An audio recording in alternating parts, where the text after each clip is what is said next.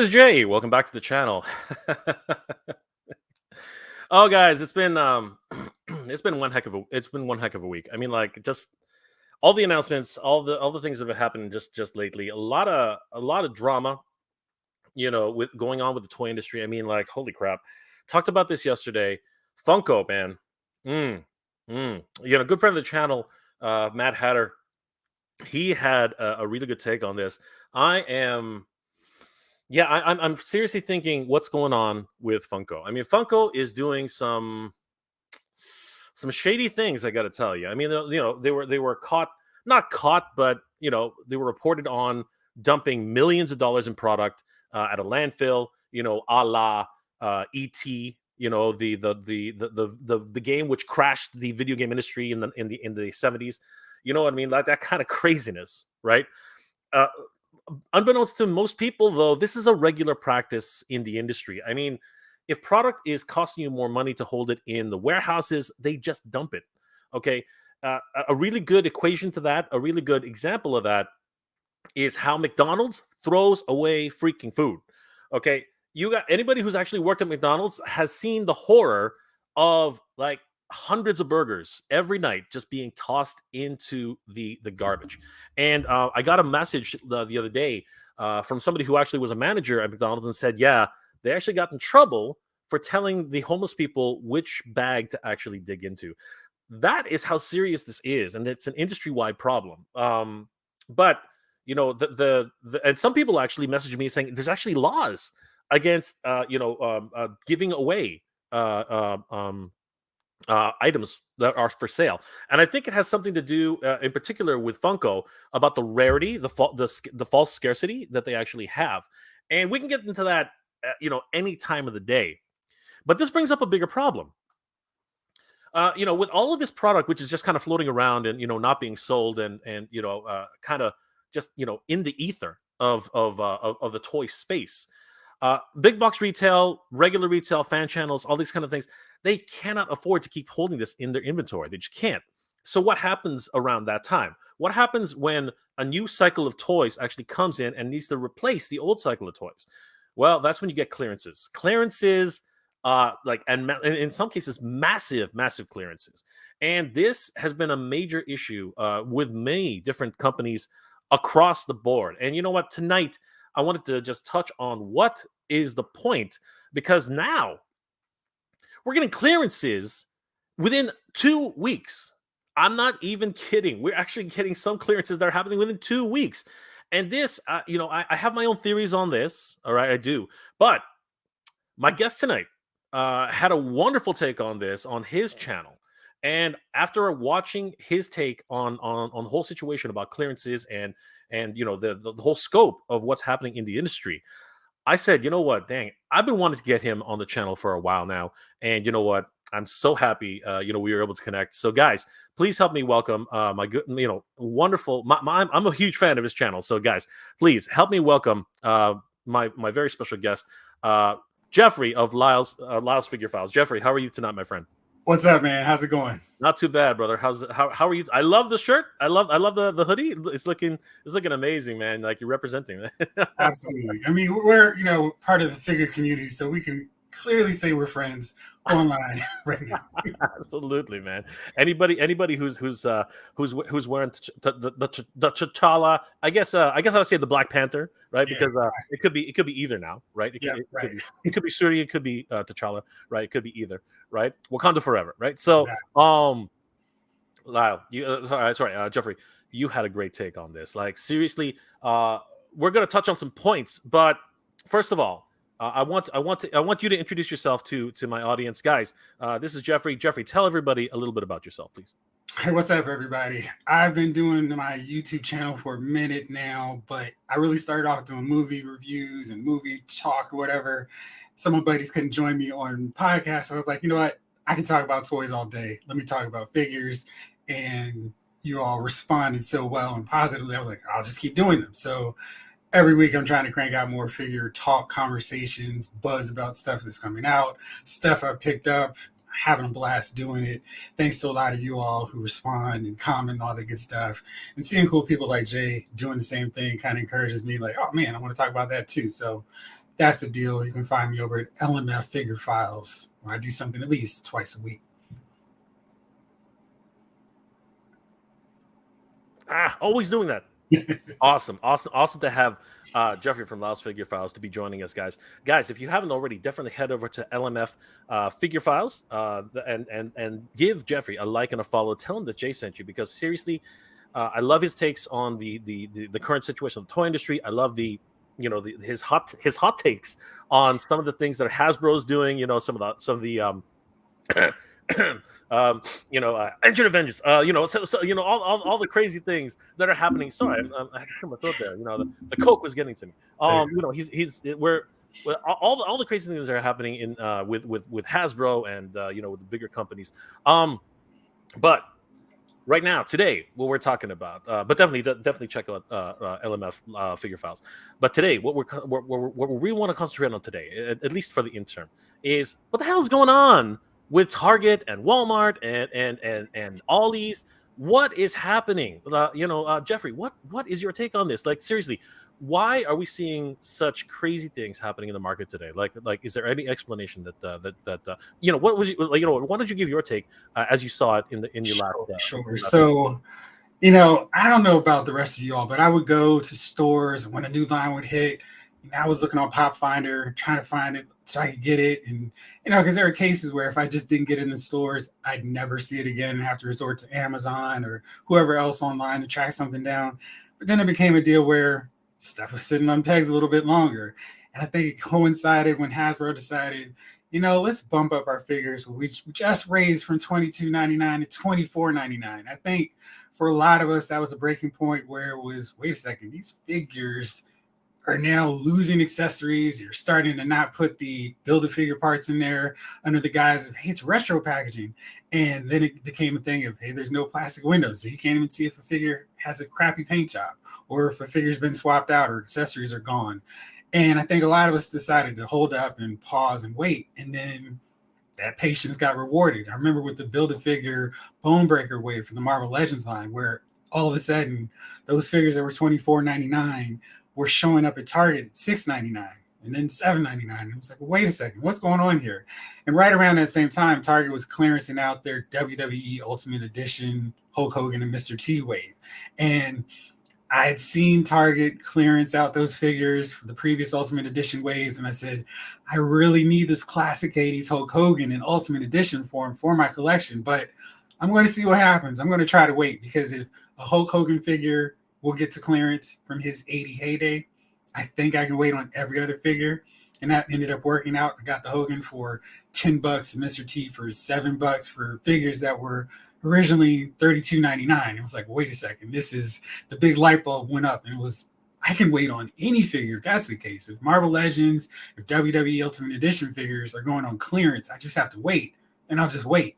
And that has worked out pretty much for the last year really well. There's been one figure that I didn't take that approach with and got burned. That was the Marvel Legends 20th anniversary Captain America figure. And I know you guys who've watched the channel heard me talk about that's the white whale that just got away from me doing my patiently waiting.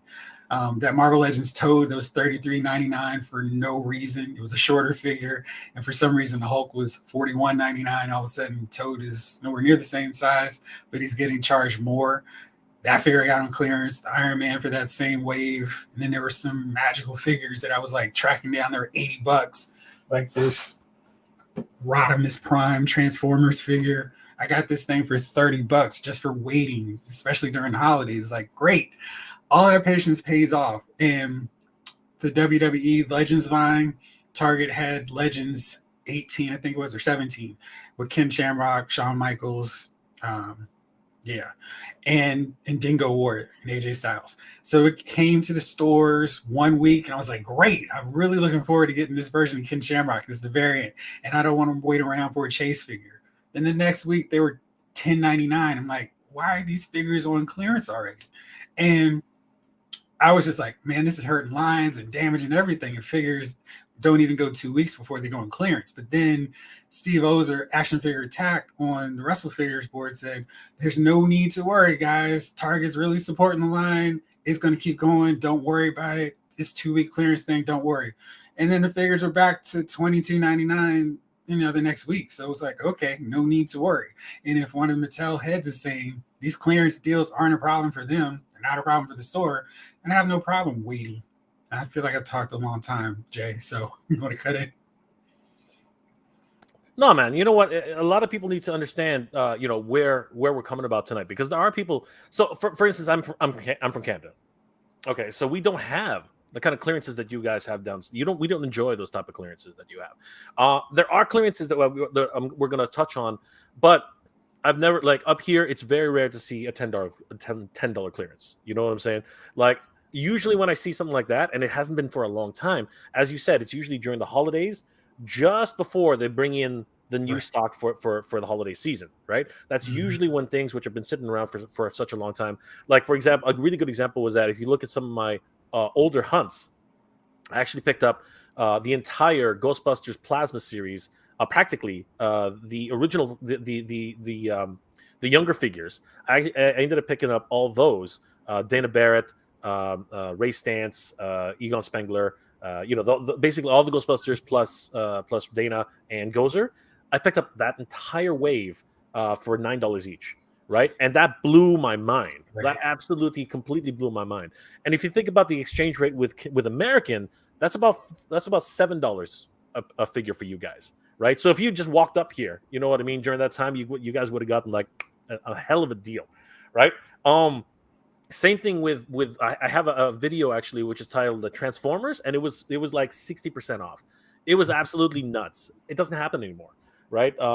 Ever since Toys R Us got their new owners up here, things have really gone kind of strange. Now I know you're chuckling about that because you guys don't even have Toys R Us, and everyone's dying for Toys R Us up there. You know what I mean? But I'm not trying to flex. I'm just saying that this is the problem. Like, the bigger box stores, their inventory check is like getting through the roof, and they need to figure out something's going on, because as we can see here, guys, like, this is not an isolated incident.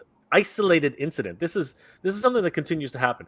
Little Toy Collection 82 on Facebook says the one and only king, appropriate for what Jeffrey's wearing. While hanging with my girlfriend the other day, we swing by Walmart and discover, my amazement, this in the clearance section. What a find! And this has not been out that long. This has only been about what, like 4 months, something like that. I Like, think these hit right before the movie. yeah. And I was like, oh, I don't really need a touched up, repainted Black Panther wave because I really hunted those figures down clearly. And then within a couple weeks after the film dropped, there was $7.49 at Target. And I was really hyped up to get that Hatu Tawase figure. I guess that was the only one I was really trying to get, but all the other figures were $7.49. So I got an Everett Ross, who I wasn't really, I have to get Everett, but for $7.49 was no problem. Yeah. And seeing that kind of drop was like, wow, okay, why am I paying full price for these figures? Absolutely. But there are some people who missed out on like, that's the reason why they created the legend, what's it called, what are these called again? These aren't the Legend series. These are they give it a new label. I think the Marvel Studios Legend series. I think that's the I thought it was called Legends, but I think it's like something like, it's weird. Oh no, it is the Legends series. What am I talking about? It's right there. Yeah, it is the Marvel's Legends series. It's so weird, but anyway, because what they did was they redecoed a lot of the figures, give them new paint apps and better head sculpts. I think that was the shtick on this.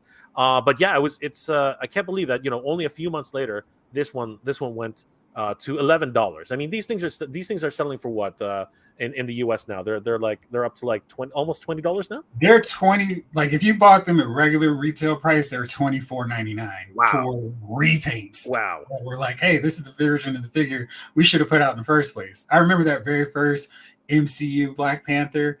It looks like Regin, the guy from Bridgerton, who's going to be in Dungeons and Dragons, way more than it looked like Chadwick Boseman. and that's probably why they reintroduced this new line, because they really wanted to get the facial reel technology in on there, right? And again, this is a boon for certain people, and as you said, and like my friend Michael Mercy says, plastic finds a way, and patience pays off, right? And in this case, especially, if you wait just a little bit longer and you've seen them hanging around the pegs, maybe you should just wait a little bit longer, and some magic will happen. Up here in Canada, as I've said earlier, we don't get the kind of sales that you guys do, but every now and then we do get 30% off sales. And this is courtesy of Orono Collectibles Den, ocdnow.ca. And yeah, they basically wanted to clear their entire stock and put almost every single one of their Marvel Legends figures that was the previous waves on sale, including this really hot ticket item for Dark Phoenix. This, you can't hold on to this thing up here in Canada. I don't know how it is up in your neck of the woods. We Jeffrey, haven't even gotten that wave in Target, Walmart stores yet. If you you want are them, you have to get them from Amazon, basically, or Entertainment Earth and all those. But they have not shown up at retail yet. Probably because they're still clearancing out other waves so far. That's unfortunate, because we've actually I found it at Toys R Us about, I think it was 2 or 3 months ago, and it's strange. It seems like Canada's been very lucky and getting a lot of the Marvel and Star Wars figures a few months prior to, previous to you guys, earlier than you guys, including some GI Joes, which it's crazy to see. And as you and I talked a little bit earlier, there's some jealousy going on in some of the toy community, talking about all this stuff. But we're not going to get too far into that. But even here in Canada, it's crazy what's going on now. I do have to say, though, touching on what you said earlier, $23 is pretty freaking high compared to what it was only a year or two ago, right? I think here in Canada, don't faint. We are at Toys R Us. They're asking $45 a figure for the newest waves. All right, but again, exchange rate, that'll be about in and around closer to about $30 for you guys, something like that. That's hugely expensive markup on Toys R Us part, but people are paying it, right? And I think that seems to be the issue, because as many of the people who are paying it, there are a ton of people who won't. And they tend to just stick on the pegs for a long time. And I think that seems to be the biggest issue, because the what if wave, which is now starting to show up at places like Target. This is from Olivia Clark. If anyone's wanting him, he's on clearance for $12.49 at Target. Holy crap! If you can find him. I can confirm that. I got the Loki and He Who Remains for $12.49 a couple weeks ago. That's crazy. They were hanging on pegs for even a long time at that price. That's crazy, though. But and is there a Build-A-Figure on this one? I don't think there is. I think that's the Khonshu Build-A-Figure wave. Oh, is that what it was? Okay, all right. Yeah. Okay. But I don't know if you can see on this, but yeah, I took a screenshot. There we go. Yeah. And this is from my shot there. The Jokers were, oops, there you go. Got you. Yeah. All right. Yeah. And then the Clint was $6.49. So if you needed a Hawkeye, you got him even cheaper. Oh my gosh, just crazy. Yeah, it's pretty nuts how this entire line is shaping. I mean, look at these. Action Figure Insider went and took all of these photos, 50% off clearance, and I'm not sure this was on February. They went to 50%. Holy crap! Like, that was a month ago. And it dropped in $12.49, right? As you said, like they've been sitting on the pegs at that price for such a long time. We can see Deceased Iron Man here. Zombie Iron Man here. Zombie Scarlet Witch. You know what I mean? We can see. Holy crap! Just there's Loki again, right? The entire wave was just completely clearanced out. And this is a scary thing. You know what I mean? Like what are the indicators here? I mean, have we reached? I mean, $24.99 right there. We can see it, right? Remind me, a year ago, what were you guys paying for action figures? So probably about this time we were still paying $22.99, but that was the last few waves before they jumped up to $24.99. Yeah. And I feel like had Hasbro just stopped at $22.99 for a few years, let collectors get comfortable paying that price, we probably would have been okay. But it was that, hey, $22.99, and then 4 months later, we're also going to raise the prices up to $24.99.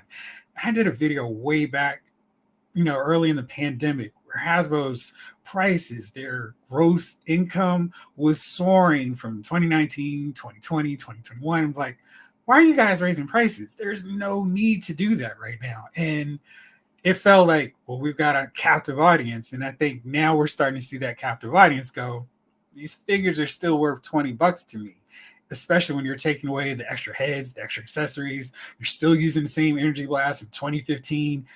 Why am I paying more? It's kind of like I'm not getting anything else for it. I'll wait it out. And hey, look, Target's helping me out because they're putting figures on for 50% off. So I feel like Hasbro shot themselves in the foot. If they kept the figures at $20, we wouldn't see these clearance prices because I rarely, if ever, saw figures hit clearance prices at Target, Toys R Us, Walmart, etc. when they were $20. And now when they're higher, we're seeing the clearances so much faster. And yeah, but no, but there's the point, right? That seems to be the case. But what's really concerning me at this stage in this environment is how quickly they're actually getting that they're actually hitting the pegs. I mean, we got Walter Mendez saying, "Thank God it's Friday. Scored these on Marvel Legends on clearance. Happy to complete the whole bath." I mean, holy crap! This is pure insanity. Like you just walk into Target and He Who Remains, Ms. Marvel, the Red Skull, Scarlet Witch, Zombie Iron Man, Classic Loki, and even Ironheart. Ironheart really hit a chord with me because she literally looks like Nene from Bubblegum Crisis, which is a huge anime I'm into. And to see her clearanced out like this, and now mind you, she was at, I guess, 2204, but obviously she's a deluxe figure, so she was a lot more expensive than the rest of them. But I mean, wow. You could literally just walk into a Target and complete an entire bath. It's I think that Miss Marvel's from the Ultron wave, so I guess he already had the rest of them because she's with the. I'm trying to remember, she's with the Ultron, and she had the She-Hulk and the two Hawkeyes in yeah, that wave, and the Khonshu or Watcher, I guess that's the Watcher wave, had all those other figures. So that's right. That's yeah, right. That's right. Now I'm recalling it as well. But still, it's just shocking that you can actually walk in and basically complete a wave when this would have cost you easily $125. You know what I mean? Like just the kind of mindset here is goes the opposite of conventional thinking, right? And then and that's Marvel on that section. But before we get to that, there's a whole bunch of comments that I wanted to touch on the chat. A lot of people here tonight, and I want to thank everybody here for joining us. National Night Marvel's in the house, Nolan's in the house, King Panther, Sci-Fi Tsunami. The line is dying. What's going on, my friend? Randall Gazigs, Skew Raider, Robert Alessandri, Addy Boy, Leo Manzone. Thank you again, Leo, for that great suggestion for the Panther giveaway. That's going to be awesome. Caesar76, Lord Hoagie, Craze Colonel, Jose Creative TV, Natural Night Marvel, Bradley Mazda, Mania Plastic Toy Shop, Antonio Reyes. The line is dying again. Let's see here. Scott Begley, good to see you, my friend. Silver K is in the house. How you doing, Silver K? Smack that like button. Thank you, Silver K. Always great to see Silver K in the house. Cobweb. Let's see here. Who else is there? Oh, Lefty to Lions, BK, Jeffrey, what's going on? We're getting some shout outs from the crowd. Eric Valdez is in the house. So many people. Omega 579. Ricardo Coglan is in the house. Too bad. What's going on? Too bad. We got some celebrities in. Flash 739. 8-bit is in the house. 8-bit just walked away with a Mondo trap jaw. So congratulations to him. Again, huge condolences to everybody at Mondo. That was just a shocker this past week. It was just nuts. Paul Lazares, D Spirit, Clint Jorgensen, Skyfall. Good to see you guys. Nolan is in the house. We haven't said that today. Natural Night Marvel again. Bloodsport 1. Orlando Flores. Omega 759. The chat is just hopping, you guys. Thank you so much for being here. MB10. Bloodsport 1. Charles U. Farley. Oh my gosh, it never ends, which is awesome. You guys are the best. The line is dying. Marvel Legends line is being canceled by April. Ha ha ha ha! Very funny. And of course, he's got Scott Knightlick's what's it called? Thumbnail, which is hilarious. Kid Chuckle is in the house. Good to see you, brother. Bloodsport 1. Anybody else we haven't said hi to yet? Clint is Clint again, as I said earlier.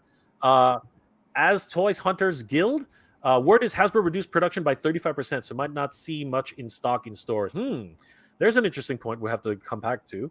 Uncaged Otaku is in the house. That kind of explains why X-Men Retro Wave hasn't hit major retail stores in the US. Hasbro/Marvel starting to fear all the clearances. Well, you know what? Again, we're gonna circle back to that too. Uncaged Otaku. Cobra Lies in the house. Grab 2 of the Bad Batch first run on clearance when it first released. LOL. Guess my local Walmart made a mistake. There's another problem. There's another problem we can talk about. They discontinued them, so I sold them. That's the other problem. That's the other thing. Hunter is really, really hot right now. It's ridiculous. Padre Cochinero. Padre Cochinero. The price hikes, lack of accessories, QC issues, plastic-free packaging all contribute to the biggest factor is poor storytelling by Disney. Modern Star Wars and Marvel don't captivate and inspire anymore. That is another rabbit hole which we can jump down. We might not go down that one today, but I'll circle that. We might get back if we have time. Monsters from the Beyond. Our target still has G.I. Joe. Snake Eyes move. Oh my god! Gosh, oh my god! That needs to end up in the landfill. Oh my god! Jamlin Parks is in the house. Hey guys, Jeffrey, I really enjoy your videos, brother. That's awesome, man. T3 Collects. Hey Jay, what's going on? T3 Collects. Samuel Ward. I don't. If I can see the figures, I don't. If I can't see the figures, I don't buy them. Good point. Good point, my friend. Good point. RoboGeek28. What's going on, my friend? Wolverine Ortiz. Hey, what's going on, Jay? Doing some yard work here in hot as heck in Florida. Thank you for making this easier for me, brother. You're always welcome. Thank you for listening in. You're amazing, my friend. Rodimus Prime 1982. Hey Jay, South Carolina weather is gorgeous. Brought some toys with me like comic book Roboto. Awesome stuff, Rodimus. Good to see you. Corbala. My Target also has figs for full price. My Walmart had Lady J and Baroness for like $2. Sorry, two beers. What does that mean? Two beers, full price. For 2 years. Sorry, for 2 years. It took me a second to figure that out. For 2 years for the same price. Yeah, that can definitely happen too. Unfortunately, it is also in certain cases. It's actually the manager's prerogative to actually do that. Like they don't have to listen. They don't have to listen to head office on that. If they can get away with it, they're rewarded for that too. Steve Menard. My frogmonger arrived. Nice. Hope everyone's doing well. We're doing great, my friend. King Panther's in the house. Odin01. We're getting there. I think we're almost there. Payne's Toy Samples in the house. Omega 579. D Spirit. We're almost there. Clint Jorgensen again. Good to see you, my friend. Same with our target. G.I. Joe Origins. Akiko and Baroness have been peg warming for 18 plus months. 18 plus months. Just imagine if that movie was any good. Oh my goodness. If it was any good. Yeah. You know what? Here's the thing about that movie. Here's the thing about the movie. And I'm gonna give them as much benefit as I can. If it had been named anything except Snake Eyes, I think it would have been a hit. Absolutely. I think it would have been a hit. If it was named anything but Snake Eyes, I think it would have been awesome. No G.I. Joe, no Storm Shadow, no Snake Eyes, just Ninja Guy. Wipe it clean. Wipe it clean. The story was good. The characters were believable, except for maybe that Fast and Furious scene, which was just stupid. Other than that, I think it could have been great. Wonderful, Japanese culture, the whole 9 yards. I loved it. Honestly, I did love it. It's just once you put in Snake Eyes, and Snake Eyes is Asian, and he's the numbers don't add up. The whole idea of the build up. And they had a great thing going. And anyway, another rabbit hole we can take care of another day. Another day we can take care of that. All right, I wanted to highlight a few of these comments. Nolan, hi Jay and Lyle. Lyle, you really enjoy your channel. Awesome to see you with Mega. Thank you, Nolan. Always great for your support. Thank you so much. Saifu Tsunami. I can't find anything I want on clearance. I see people finding Origins Buzz off for $1, but they're still $17.99 at my stores. I'm sorry to hear that, brother. And you know what? It's true. They are clearancing out in many places, but unfortunately, again, it is manager's prerogative in many cases because they don't want to be responsible for the loss of sales, right? So, but don't give up. Check your Ollies. Check your, because what happens is that when they get clearanced out at Target or Walmart, they go to these discount chains because what happens is they sell them in pallets. And they go to the highest bidder, and that's how they're auctioned off, which is basically how that works. Bradley Mazda. We got our JX T-Rex for I think I that's think this JP. Jurassic Park. Yeah, I think it's JP. Yeah. JP T-Rex for 1999. Wow. I think that's Canadian, but and if that is, wow, that's an amazing price. Holy crap! And if it's the Roaring T-Rex, that's even better. Scott Bedley, it's bad when you got a dump product in a dump to keep from paying storage. You think Funko would rather at least sell them dirt cheap?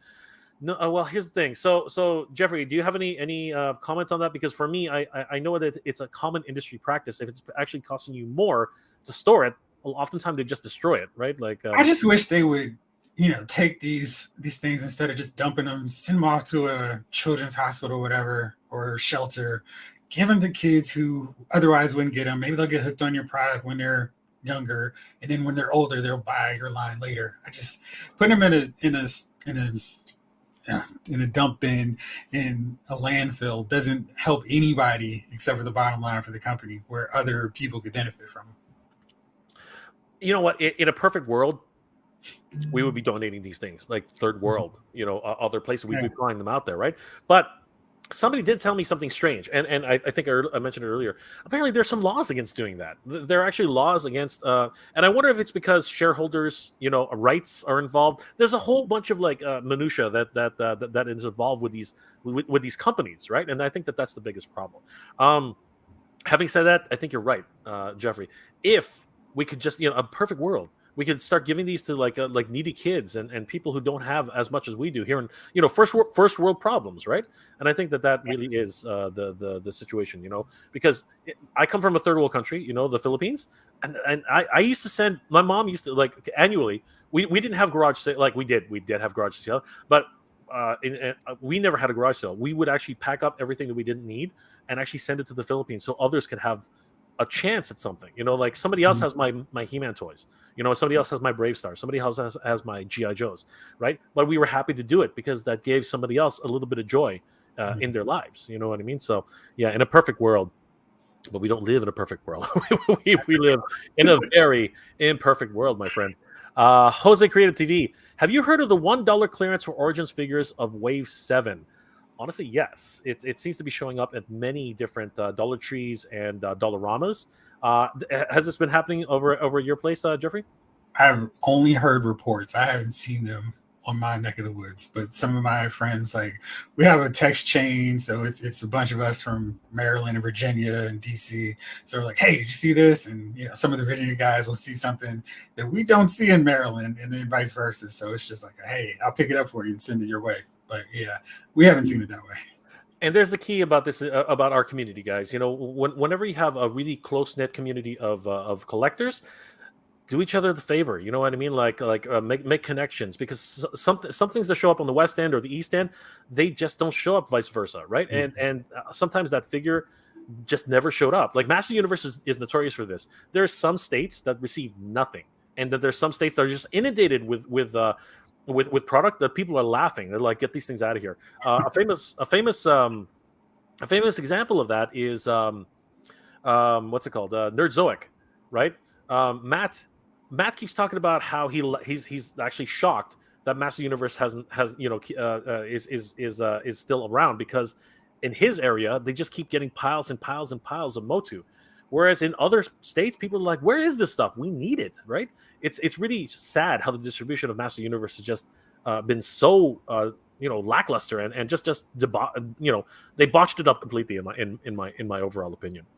Scissor 76 LMF and clapping. Of course, you got a lot of fans here tonight, Jeffrey. That's awesome. Yeah, Omega 579. No need. We know who you are, and we love your channel. There you go.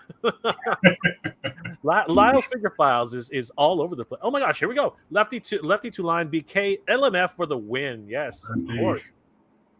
And of course that's in reference to Lyle's Movie Files, which is huge. 8-bit clearance for the new spring lineup, I guess. Yeah, this is the refresh, and this is what tends to happen. These are when the sales actually start to go live. Jose Creative TV, I can't believe some Motu Origins Wave 7 figures are going on clearance for $1. Yes, and that actually falls in line with what okay, so the fun. So if you haven't already heard, Jeffrey, and this bit like in the Motu in the Motu world, um, Scott Toy Guru Nightly has always been talking about how the line is coming to an end, and he has been talking about 30 to 70% clearances off, and more recently there actually have been sightings of Motu Origins being sold off at $1 in certain targets.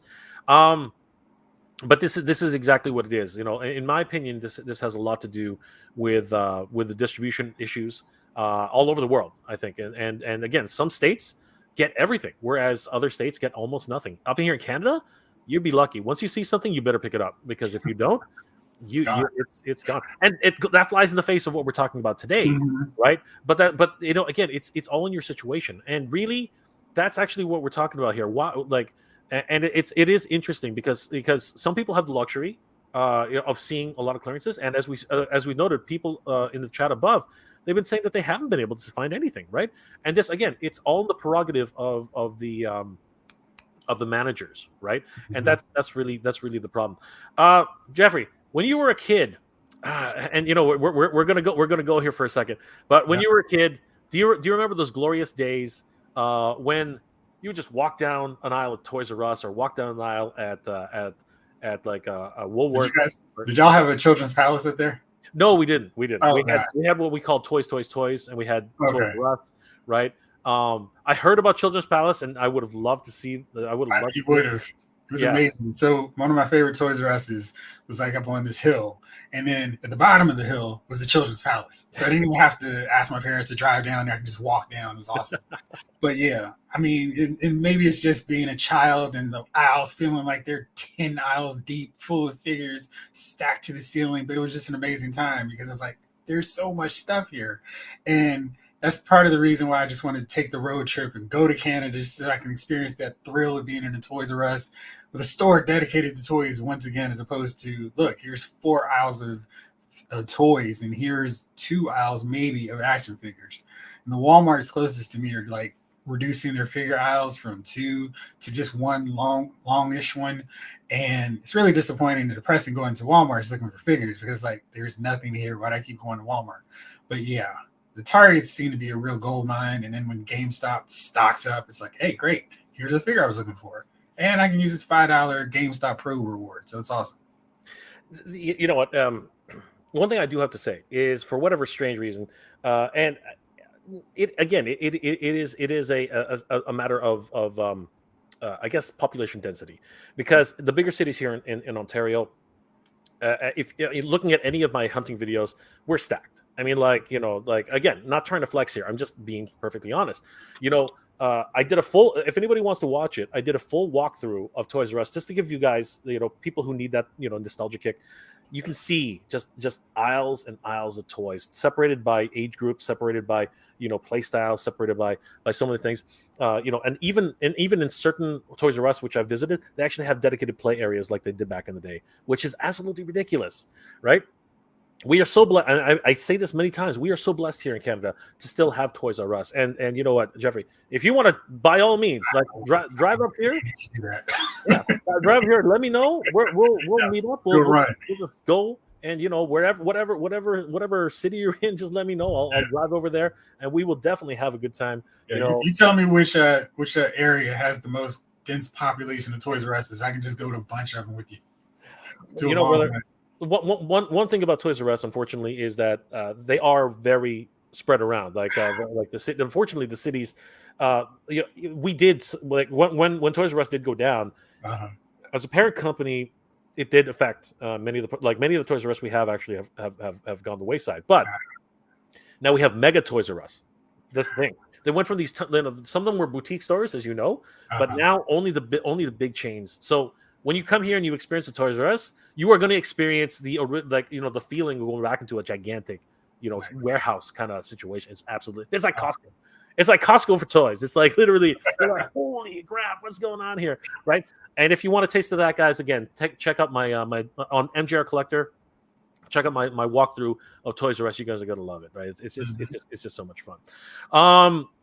As Toys Hunters Guild says, a word is Hasbro reduced production by 35%, so might not see so much in stock in stores. So is that an official statement, press release? Because have you heard this, Jeffrey? I haven't heard. I actually have not heard. No, Uh, but this, what I heard was the Hasbro CEO wanted to increase profits by 50%. So yes. I don't think that would work out really well if he's reducing the product by 35%. I guess he's hoping that these $25 figures that say on $25 for 2 weeks will sell so quickly that it'll cover those increased costs. Yeah. But to me, it's like, even if that's the case, Hasbro Pulse exists, it's still a thing. And worst case scenario, if the figures aren't in your stores and if they're on clearance and they sell out really fast, just wait till that spring sale, the November, December sale at Pulse, and you can stock up on a bunch of stuff, because I've done that frequently with Pulse sales. It's like, I'm waiting forever. And, like this, there was no way I was paying the full price for this set. And then as soon as that Pulse sale came, I said, finally, I can get this Mojo. I don't have to decide between pale yellow Mojo or the yellow Mojo. I'll just get this set, get my Dazzler and Longshot, and toss that little Wolverine to make it a 4-pack out the window. But yeah, I mean, that's what I do. And I think as long as Pulse exists, if Walmart doesn't have these figures, because that's not a great loss to me, because my Walmarts in the area suck anyway. But Target's kind of like, we don't want this X-Men retro wave. Amazon's still a thing. Entertainment Earth's still a thing. Big Bad Toy Store. And even with them, at the end of the year, they're going to do their clearance and discount sales. And another tactic I use is I have a little comic book store. Throughout the year, they'll do big sales. Third Eye Comics, they'll do 30% off sales. So I wanted that Zorana from the Classified series, and Pulse had that 35% off sale, and I missed out on her because she sold out. Then I went to the store and they had it for $24.99, so I got it for just about as cheap as if I had gotten her from the Pulse. So check out your comic book stores. They definitely do discounts, and you keep the local business in business. And that's the thing too, right? Because now we are seeing that fan channels are starting to pick up the slack for where for where big box retail and even Hasbro Pulse are actually falling short slightly. If we want to talk about in that regard, I think. Sorry, I'm just trying to find out where did I put this? I think it's this one here. Nope, not that one. Where'd it go? Sorry, Jeff. I'm just looking for the right. I'm just looking for the right picture. Where'd it go? Oh, there it is. I found it. Okay, so on that note, let's talk about the warehouse. So yeah, this was a very interesting initiative by Hasbro Pulse. But before we actually touch on that, Uncaged Otaku actually has something that you just touched on. This kind of explains why the X-Men retro wave hasn't hit the major retail stores in the U.S. Hasbro/Marvel starting to fear all the clearances. Honestly, I don't think so. They're going to come, and it's going to come hard, because we have already received in Canada, and honestly, it's not that they're actually, they're not, like, they are selling out like crazy. If you can find Phoenix, it's very, very hard, like, right now. So I imagine when it finally starts to hit your shores, when I say shores, but you guys are just south of us. But anyway, when it starts to hit your stores, I think it's also going to be the same situation that, what a lot of people are gunning for, that for all, like. You gotta army build, what's it called, multiple man. You got to get. And again, the 4-pack, the 4-pack you just got, the 4-pack you just got, with Longshot and Dazzler. You know what I mean? Like, and okay, you know what? I'm gonna get on a high horse here for a second here, because this actually pissed me off. Jeffrey, what the hell were they thinking? What the hell were they thinking, releasing that set that you just bought, and then, like, not even a week later or 2 weeks later on Pulse? Yeah. On Pulse of all things, what the hell were they thinking, releasing like two figures out of that line, right, at arguably a lesser price? Uh-huh. Like, do you just want to throw money away? Do you just want to, like, leave money on the table? What What were Yeah. they thinking? Because their normal thing is, hey, we're going to make this color of this Captain America slightly darker than what you really want, that aqua blue kind of turquoise for your Captain America figure. And then a year later, hey, look, here's the Captain America figure you really wanted, or that classic Iron Man figure that you wanted. We're not going to do it in gold. This time it's going to be yellow, but it's going to have a blue arc reactor. So next time, hold off. We're going to actually give you the yellow one that you did want all along. But it's going to be the third version of this outfit that you wanted. And I understand that Mojo said somebody got the wires crossed. We're going to release a long shot and the Mojo from this set, totally killing off the value of the set before it even came out. And people were like, well, I don't need a really dark yellow Mojo. I'll just get this one from that's in stores right now. And oops, Target mispriced or mislabeled the price. So it's actually $49.99 and not $59.99. So it's a whole debacle with that thing. And that's why I was like, the real deciding factor of it was Dazzler for me, just because I wanted that non-jacket version of her. And if that set wasn't on sale, I wasn't going to buy it. I was just going to be like, all right, I'll just have that leather Dazzler and call it a night. But because they did, I'm like, cool, I got it. And now I don't have to worry about getting that solo, long shot, or Mojo. But I'm just so frustrated because you know what killed me though.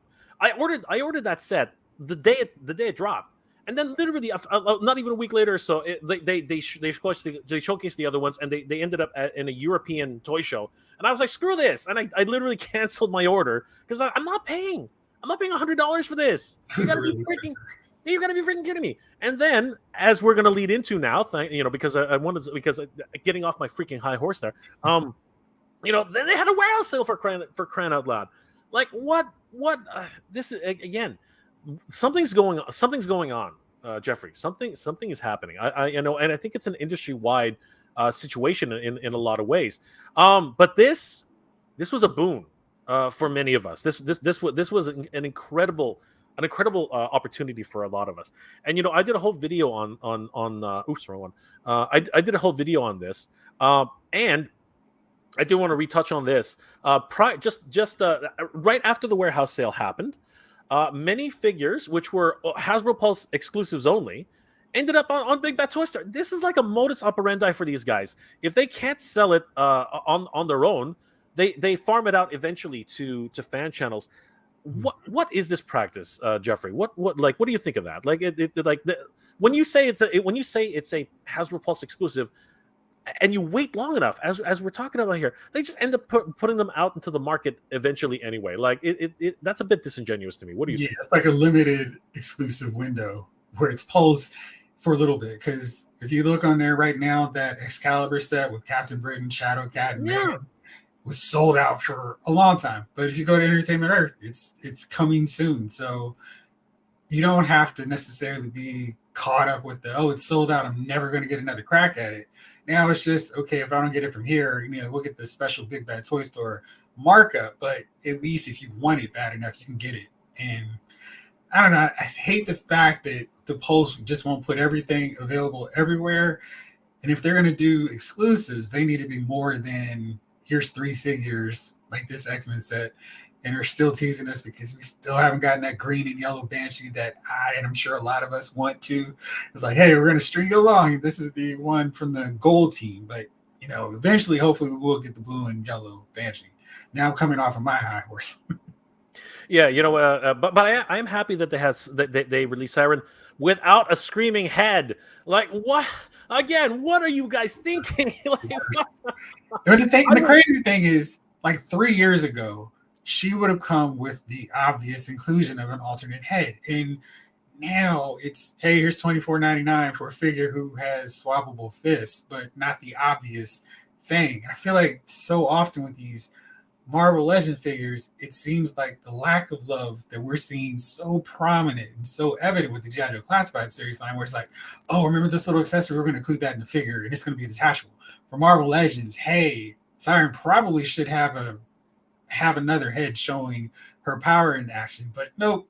Maybe we'll get that along with some more cannonball legs. I don't know. It's just really weird. And there's another problem.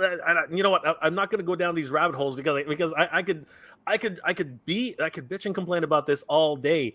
Like again, it's the bait and switch that they always give us, right? You want legs for freaking cannonball? Well, you got to buy this set because you know what? This is the real set that you were supposed to get in the first place. And of Exactly. course, we all wanted a domino with the head, you know, with the headpiece. We all, you know, they keep stringing us along with all these little tiny morsels, like little bite size bits. But then they bundle it with again. I love again. You have to really be into X-Men to really get this Jim Lee full, what was it? Mhm. 270, 270, 278? 275. Yeah, 275. Yeah, it's giant sized issue 275. I got that upstairs in my room somewhere. I couldn't believe that issue. That issue was ridiculous. Mhm. And of course, they're gonna probably give us a Savage Island Rogue eventually. Probably not. Actually, Maybe as risque as a Goblin Queen, so probably not. with their sensibilities right now, that's not going to happen. I mean, for crying out loud, we didn't get the Goblin Queen we all wanted, right? So, uh, In, anyway, in again, any no, capacity. oh my god, just not gonna bother. Like the dreams of young men are dashed like all over the place, like just absolutely crazy. But having said that, going back to it, yeah, there were a lot of great sales that were happening. So many things which in a lot of ways, in many ways, were unobtainable for a lot of people during this warehouse sale. And this is the second event of its kind actually, because I remember last year they had a similar. I don't think they actually called it warehouse sale. They just called it like a clearance sale or something like Spring that. sale or something, or a Yeah, yeah, holiday sale. They've yeah. done But it was amazing, and I totally missed out on on the Power Rangers 3.0 pack. it. I'm kicking myself for Yeah, that because yeah. Sale. that thing was absolutely incredible.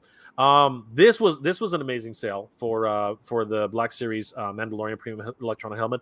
This is a great helmet, by the way, guys. And again, you took 30% off of the price.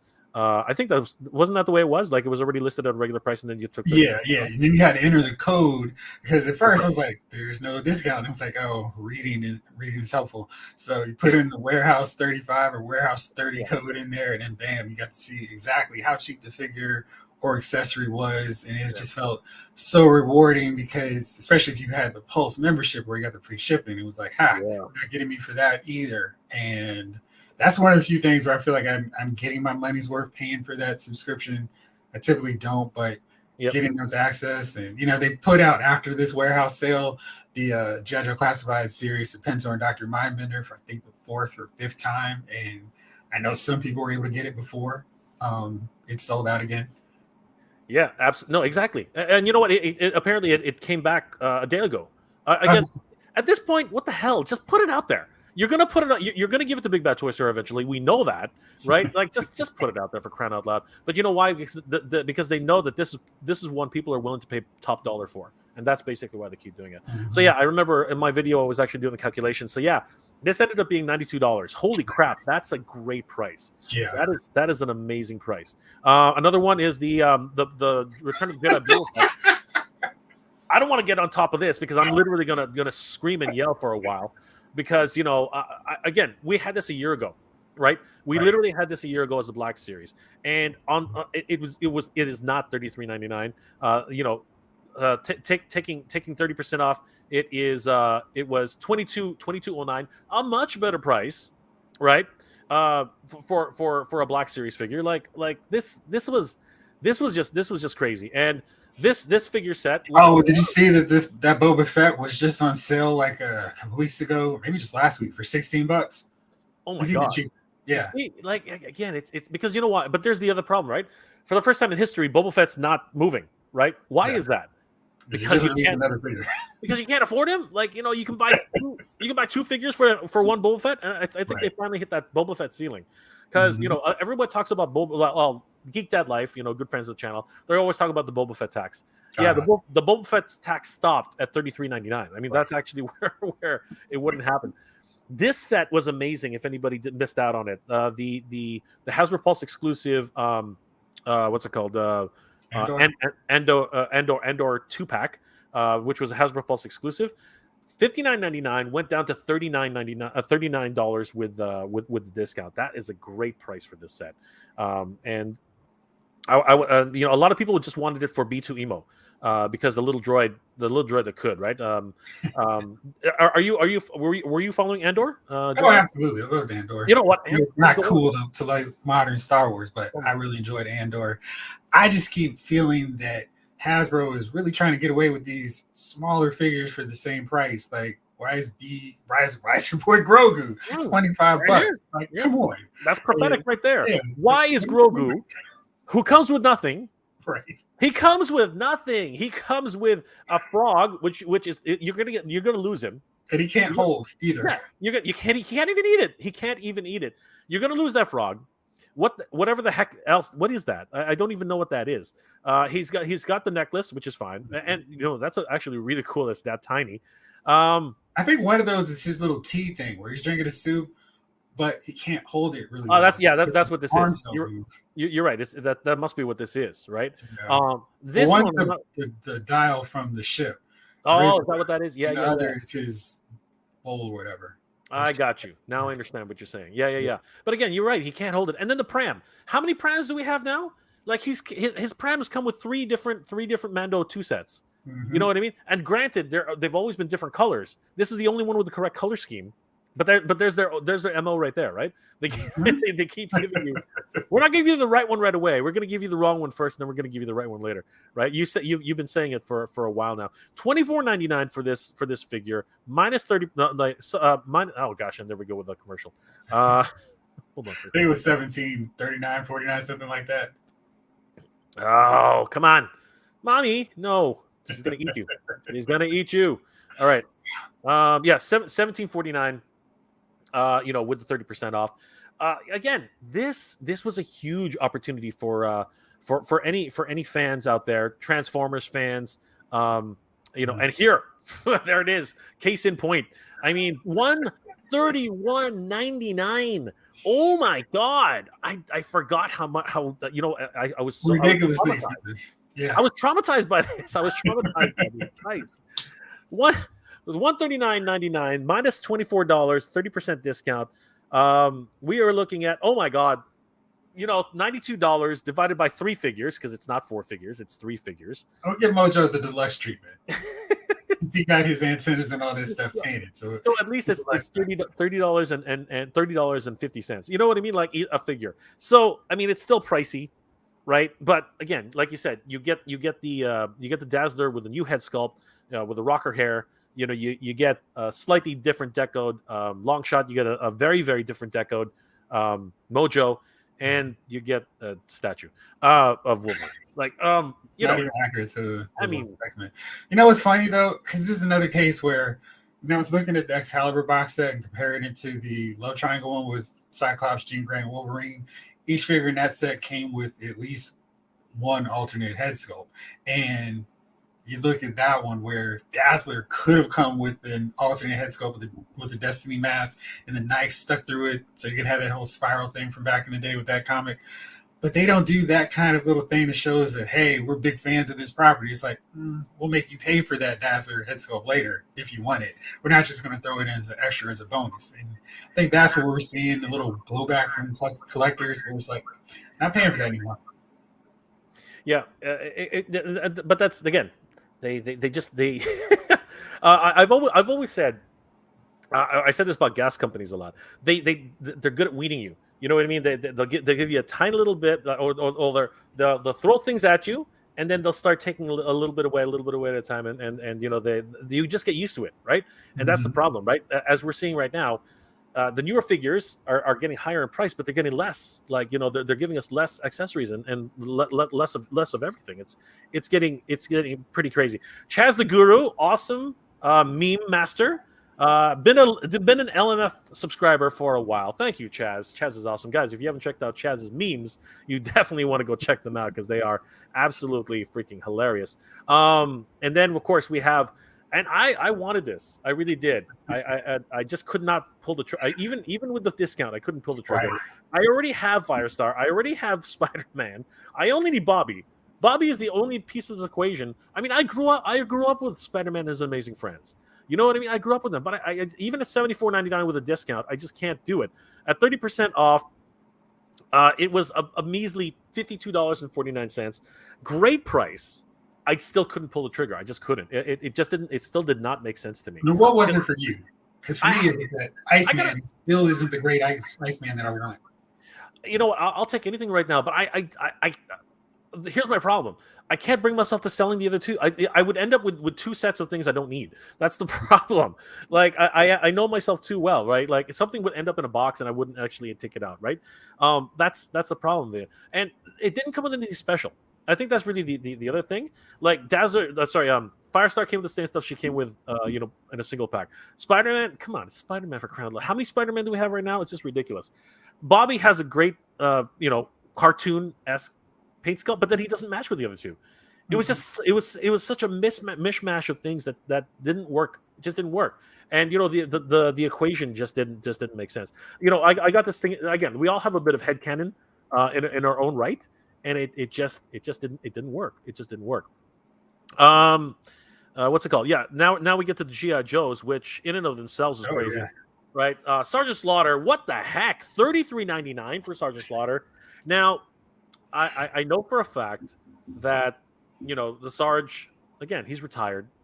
He needs to make the deals he needs to make, and I get that. I totally understand. So I wasn't. I bought it full price. I didn't know about the warehouse sale, and you know what?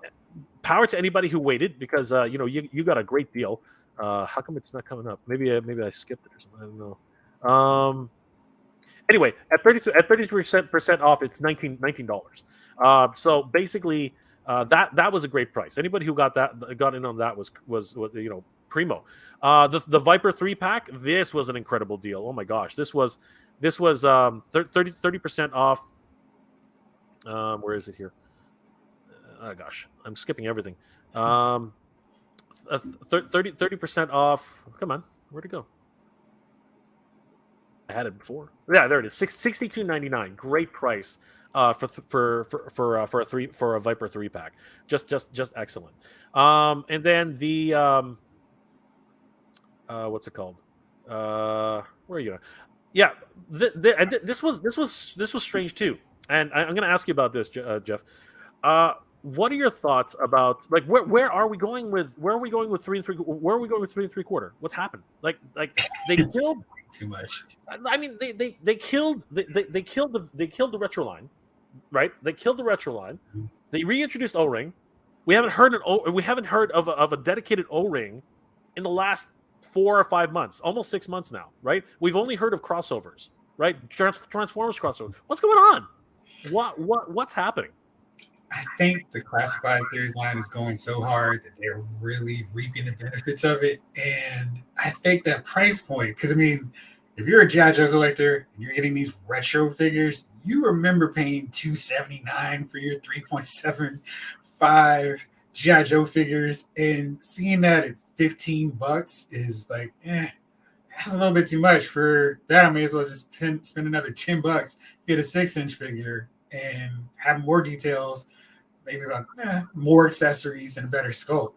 And those that Grunt, the Stalker, and the Cobra Officer were really great figures, but for $14.99, not so much. Yeah, but that's actually why this warehouse sale ended up happening, right? Now they went down to $10.50, right? But again, as you said, there are collectors of 3 3/4 only. But here's the thing: you were going in a great direction with the retro line. And then you decided to pivot and go with the O-ring, thinking that the O-ring, there are way more O-ring collectors out there. Here's my problem with O-ring collect. Not my problem with it, but here's my thinking with O-ring collectors. They only collect vintage. Right. I don't think O-ring collectors are interested in new O-rings, right? I think there's a subset of O-ring collectors who are like, oh my God, they keep breaking, make new ones. But I think that's a minority. I don't think it's a majority. You know what I mean? Just fix them themselves. That's the thing. You can buy O-rings and you can figure it out, but obviously there's a group of O-ring collectors who just can't be bothered, right? But at the same time, I think they've realized very quickly, after the Sky Striker, after the after the these dedicated packs back here, Snake Eyes and Storm Shadow and things like that. I think they realized very quickly that it's not hitting the numbers that they wanted. And the reason, and my big reasoning for that is, if it was hitting the numbers they wanted, they'd be in retail by now, right? Because again, how perfect is a 3 3/4 scale figure? It goes to retail, it should sell like that, right? If that's what you're hoping for. But if it's not, that's another reason why it actually hasn't gotten to that point, and that is a huge consideration. But wrapping up this segment, I mean, this was amazing and a great way to clearance out all of these figures, which in a lot of ways have just been sitting on the peg for. I mean, you know what?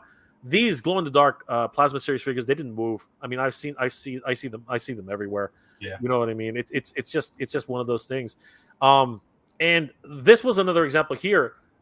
Maximo Leo Prime, he was only introduced like a few months ago, and he was already in a warehouse sale. Like, wow, just crazy. And there were a lot of people who were very excited about this figure. So I found it shocking that that they put him on clearance already. Like that to me was just crazy. But yeah, I think a lot of people, if you had the money, and there's the other part of this equation, you know, like should they there's my ugly face, should they have but well let me ask you this, Jeffrey, did you get as many figures as you were hoping for? Because, and the reason I asked that is because I think that they sprung this on us without enough lead time, and Yeah. this is a failing of many companies today, right? Hasbro Pulse, thankfully these days they're giving us a few months ahead notice, but the first Hasbro Pulse was literally out of nowhere. Mhm. And that it's widely speculated that was because San Diego Comic-Con decided to bow out during COVID, right? Mhm. So I understand that one, but the second one, it was a bit of a hit and miss. They didn't give a lot of people a lot of lead time, and the exclusives were so good, people were like, well, like they were chomping at the bit. But what are your thoughts? I think this one was just not enough lead time, not enough time for people to get their paychecks in order, and a lot of people actually did end up. But to their credit, I think they kept it going for 3 weeks or something like that, right? They did, and they kept adding new stuff. So, like from that first week to the third week, they kept going, "Hey, here's new items." So people were complaining, "Oh, I didn't have this thing." But if you went on, like there were a lot of Transformers. I feel like of all the stuff that was there, Transformers sold out the most consistently. There were lots of Marvel Legends figures that I thought were going to be gone that were there for the last day. All the G.I. Joe stuff. They didn't have the Crimson Guard as an option, but every other figure, the Dusty and Zorana in that wave, and the Stalker, Storm Shadow, Spirit, the Crimson Twins, they were all up there. Sergeant Slaughter, like you mentioned. There were a lot of good figures on that thing. And I think one thing that you touched on that is really necessary and key for these companies. Hasbro teased this Avengers HasLab, and this week we're going to see what the WWE crowdfunding project for the year is. And it's like, whoever's going to get there first is going to be the one who a lot of collectors get their money to if they're collecting both lines. I just wish they were a little bit more cognizant of what the other companies were doing, as opposed to, all right, everybody, we're going to fight, and who's going to get this $500 crowdfunding project first? Because it's not a situation where a lot of us can buy 2 crowdfunding projects within a month of each other. So these kind of deals, these post warehouse sales, it'd be great if they say, hey, in a month, we're going to have this big sale. Line your money up. Don't go to Starbucks or McDonald's for a couple of weeks, and you'll have some extra money to buy these figures. But going, all right, in 2 days, you're going to have a big sale, and we're not going to tell you what's up for sale, which is always the kind of thing like, okay, I know a lot of people on my channel were talking about this warehouse sale. They were going, I just bought this figure last week for regular price on Post, and I just got burned. And of course, unlike a Target or Walmart, you can't go back and go, I want this price match, or I'm just returning this. I'll go buy the cheaper version on the peg right now. And you know, that is actually the worst situation, because I actually picked up that Cobra, that Viper 3 pack, and it was shipped to me like 2 weeks earlier, and then boom, and I'm like, are you freaking kidding me? Like, come on, right? I mean, at least give me a voucher, you know what, like a 10% off, something, right? A little bit of loyalty. But I think that really is something that's been lacking with many of these companies. I think a lot of them are forgetting just how much loyalty you do need. You know, because again, people can, like, fans will turn on you, right? If Mm-hmm. fans will freaking turn on you, and they're like, you know, if we're talking about, if we're equating this to sports, they will burn your jersey and never come back. I mean, that happens, man. That literally happens. They will cut up their sneakers, $300 freaking sneakers, man. They will literally like tear them freaking up and will not come back. It is absolutely just horrendous. Well, depending on who is behind the screen. You know what I mean? Mhm. And again, a little bit of loyalty goes a long way. You know what I mean? Like, especially as you said, you just walk down to Target or Walmart because last week, they set it at full price, but then all of a sudden they had a flash sale, and you're like, well, I walk into Target for groceries, I see this, I'm like, what the hell? So you walk back and you say, here's my receipt. Can you price match this? And it's like, absolutely, sir, no problem. Right? What's great is if you have the Circle app, you don't even need a receipt anymore. They'll just pull it up from your thing and it's like here, and it's no problem. So you don't have to keep up with the paper anymore. It's great. There you go. And that again, but that goes a long way Mhm. to there are people. I talk to people and they're like, I never shop at Walmart anymore. I only go to Target. And I say, why? And it's like, well, you know what? They have better customer service. They have better, they have better selection. And I'm like, Mhm. yeah, but there are problems here. And yeah, but I'll deal with those rather than having to deal with Walmart's crappy everything. And I'm like, all right, geez, tell us how you really feel. You know what I mean? Ray, what's going on? Good to see you. Just popping in to say hi, Jay and chat. Busy, yeah, getting ready for work tomorrow and making supper. Ray, you're one of the good ones. Take care of your kids, take care of everybody. Like, great to see you. I hope you're doing well. Chaz, I wish I had waited for the warehouse sale for the PulseCon exclusive. I paid full price. This is what it is, brother. This is what it is. And you know what? Again, if they had a little bit of loyalty, if they had a little bit of customer service on that level, I think we would be in a better place. Antonio Montaro has entered the chat. Good to see you, brother. How you doing tonight? Eric Dalquist. Hello. How was your day today? It was good, my brother. It's much better now that you're here. Good to see you, my friend. Chaz is on fire tonight. Nice. Cobra La. All slaughters came in the shipping box. That's good. Right, that is good, but dare I say that actually adds to the cost? I'm just saying, I'm just saying that what I could do without the extra shipping. I mean, for like as some of us have already mentioned, if I can't see the figure, they're not even going to bother buying it. I mean, like, come on, seriously. Wheelspin Tech, Jay, if you can give me 5 stars on our tech support survey, we would appreciate. What? What are we talking? Sure, brother. Send me the link. I'll give you 5 stars. No problem. Monster from Beyond. I will say it as a vintage collector. That old plastic got brittle. Yes. I Ah. find the figures with thumbs I, attached. So I understand. I understand that. But you know what? And although you said that, Monster from Beyond, will you replace it with a new figure? Right? Because I understand where you're coming from, but would you replace your vintage with a newer version? Like, there's an actual question. Uh, some people will actually have a harder time answering that than actually bringing that up. Raymond, what's going on? Hey, Jay and LMF, good to see you, Raymond. How you doing tonight? Toy Gallery. We have insane prices here in Australia. Oh my god, yes. Oh my god, and we are on the doorstep of the manufacturers. Yeah, that's true. You're only a few hours away from China, but you know what? It's the problem going around the world, right? It goes from China to the United States and then gets distributed out to everybody else. It's really just very strange, right? In a global market like this, they should actually set up a headquarters in Australia to help mitigate that. But mhm. again, it obviously they don't see the value in it, which is it. And I feel for you, Toy Gallery, I really do. Mind you, we up here in Canada are getting close to your prices, so let's let's get to that conversation a little later. Chaz, I love the modern retro way better than the O ring. Yeah, I felt the same way, but apparently somebody in the decision makers and the number crunchers thought differently. So that is just a conundrum that we all end up with. Yojo OC, classifieds are now just trying to replicate the original O rings. The original O rings are the best to collect, in my opinion. Again, that's in your opinion because depending on your climate, because I know you're. If you're in Asia or if you're in Canada or in the United States, three different climate sections depending on where you live. Up here, the cold can get you. In Asia, the moisture and the heat can get you, and of course, in the United States, well, basically everything gets you. So you know, it's all over the place. You know what I mean? Like it's just crazy. But yeah, it's really just a question of when things. I mean, plastic gets old, everything gets old. I mean, look. I'm old. I mean, we're not getting any younger, Jeffrey. We're not getting any younger. No Uh, Benjamin Buttons here. Chris Beyond, it's why I can't get those Simple 7 figures. Who wants to pay the same for those as classified?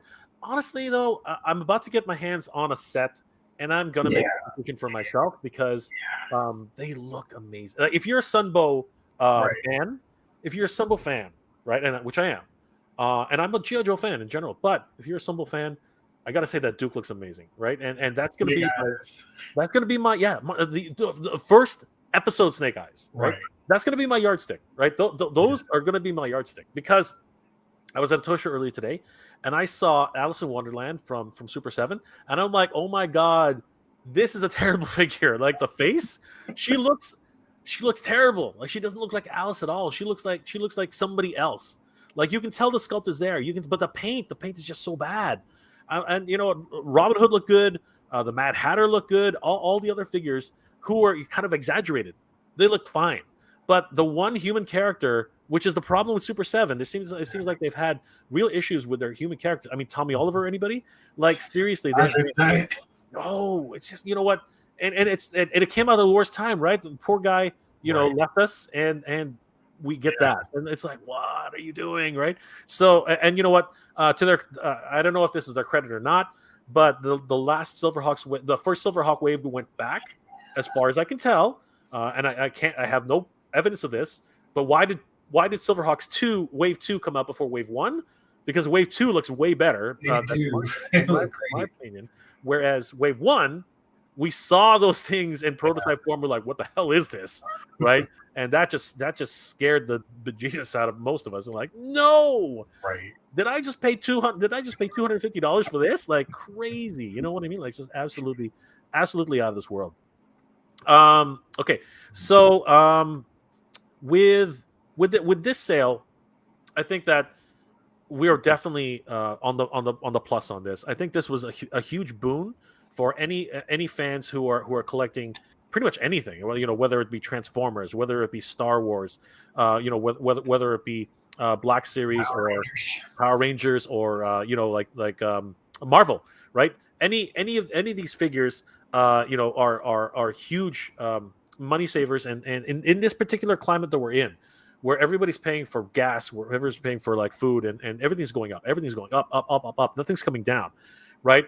I think this is, you know, in your opinion, Jeffrey, is this going to become a normal thing? Is this going to become something that happens more often than not, or are we going to see or are we going to see something, a different change overall? Like I'm what expecting this to level out. I think what happened with the pandemic, Hasbro saw, oh, all these people are buying our figures. And then they were like, let's get them out. Because, of course, they couldn't meet the demand of people who were stuck at home. And that's when we started seeing the prices going up. And, you know, for the most part, we're still in the pandemic when it was $22.99. Now we can spend our money on so much other stuff and go out to different places. They're still catching up from all those Waves of Eternals and all those other figures they over ordered, and we're seeing them just flood the stores. And then some store managers are like, "Nope, let's clearance this out. Let's get ready for the Guardians of the Galaxy wave," which I'm seeing reports now they're already starting to hit. So I can't imagine how expensive or how cheap those Ant-Man and the Wasp Quantumania figures are going to be, because by the time those get to shelves, no one's going to be interested in the movie anymore, and there'll probably be a 1 week regular price, 1 week clearance with the way that's going. But I think we're going to see it level out a bit. I don't think they're ever going to go put the toothpaste back in the tube and put the price back down to a more reasonable $22.99. I think what we're going to see is a little bit more of these frequent sales. I think Target does a great job with it when they do their toy sale. You spend 50, you get $10 off. You spend 100, you get 25 off. I think we're going to see a lot more of those. So with that X-Men Retro package or X-Men Retro figures you talked about, I don't have to worry about a pulse sale. I don't have to worry about seeing them in stores. I'll just wait till that next Target sale and then get the whole rest of them. So I think we can be smart. There's still ways to work the system, even if we're not seeing them in our stores as often, because Target's going to keep that stuff online. You can pay a full price for a figure. You can pay a full price for a classic Loki, and you go to a store, you find them 50% off. So that's how it's working here. Yeah, the now comes the now comes the flip side of this coin, because we do have to actually take this into consideration. What about those figures which are just too hot to handle? You know what I mean? Like this Dark Phoenix, when it finally hits you know, stores like Targets and Walmart. I see what you're doing saying the Dark Phoenix is too hot to handle. I got you. it's a metaphor. It's a metaphor. Yes. But I mean, truthfully though, like we've been like other than the the 2 pack with Cyclops and Dark Phoenix, she's just been unobtainable. I mean, like I think what was the price at one point for that figure set? I think it was in like $200 at one point. Gosh, it was super expensive. It was just ridiculous, right? Yeah. And now everyone can actually own one, right? So right now up here we cannot like you never see them. Like they're just completely gone. They've been out for about a month and a half. When they finally start hitting Targets and Walmart's down here, like is that one you wait for? Like do you think there's going to be enough demand on like do you think there's going to be enough surplus on that, or is this something you just have to pick up? See, I think with this, it's that game of roulette you're playing with these figures, where it's like, okay, I think I can wait because. So the Clone Wars, the latest batch of those figures, that Darth Maul, I was like, yeah, he's not gonna reach stores. I'm gonna get him. I'm gonna order him at full price. And the Ayla Secura was like, she's probably not gonna be in stores either. But then she was on sale in the Pulse warehouse, and I was like, darn it. I mean, I think there's gonna be that hit or miss thing. I feel like we kind of get a pretty good sense from collecting for a while what's going to be popular, what's going to be that thing that everyone's going to want to get. And I think even if you pay that full price for them, you'll make that difference up with the others being on sale and super clearance. And then you won't feel burned as bad if it's like, oh, that figure that I really wanted or really needed to have is on a warehouse sale. It's like, all right, whatever. I only paid $25 for this one, but if you miss it and then it's like $75, it's like, oh gosh. So it's that risky proposition of, do I wait? Do I just get it? I feel like if there's something you absolutely really want one way or the other, you're going to feel burned if it's $10 cheaper or $10 more. Just get it at that regular price. And that way you won't have to worry about it either way. But there is the attitude that Dividends has. Real fans don't wait for clearances. You got to support the line, and you know what? In some instances I do agree, because there are certain lines which need to be because okay, so as problematic as it has been, I personally am supporting the D&D cartoon line as much as I can. I want Tiamat. I need Tiamat in my, I need the 7-headed dragon. You know what I mean? I need that thing, right? So I bought them all at full price, right? Because I've always wanted them all my life. So that's definitely something I'm gonna support, and I totally get that. As Toy Hunters Guild says, you have to get it right away. People will stockpile her just for later value. There's the other problem. There are a lot of people who talk about scalping, right, and hoarding, right? So, and there is the thing, right? Like the eBay tax, right? There are figures who are, and then there's false scarcity because we talked about Funko earlier, right? Because it was discovered during that purge that they opened up the warehouse to their local constituents within their area, and people were finding figures which were worth hundreds of dollars in there, like 20, 30, 50, hundreds of them, and people were just scooping them up and putting them back on eBay. So where does the shoe drop, Jeffrey? Like how do we protect ourselves against this kind of practice? Like, is there a solution? Is there something that we can do? So I think one deal is the whole situation of real fans don't wait for it to get clearance. I'm kind of the mindset, I'm a fan, I'm a real fan, but when I see the company going, oh, we want to increase our profit by 50%, how are you going to do that? Oh, because you're going to charge more. And then you're not going to deliver the same thing. It's like if you were going to McDonald's and they charge you $8 for a sandwich, but all of a sudden there's no ketchup, no mustard. You're like, wait a second, I used to pay $5 for the sandwich. What are you doing here? Well, and then they're not going to put it in that plastic yellow sleeve or whatever. It's just going to be sitting on a napkin. It's like, wait a second, I'm paying more for getting less. And I feel like these companies need to listen to us, the customer base, in some way. And I think the only way they get the message is if we go, we're not paying $25 for this slight variant of a figure that you've already released. And maybe that means we don't get more puff adders, but I don't know if I want to pay $30 to get the next puff adder in the first place. Yeah, no, and that's the key. That's the key. But there are people like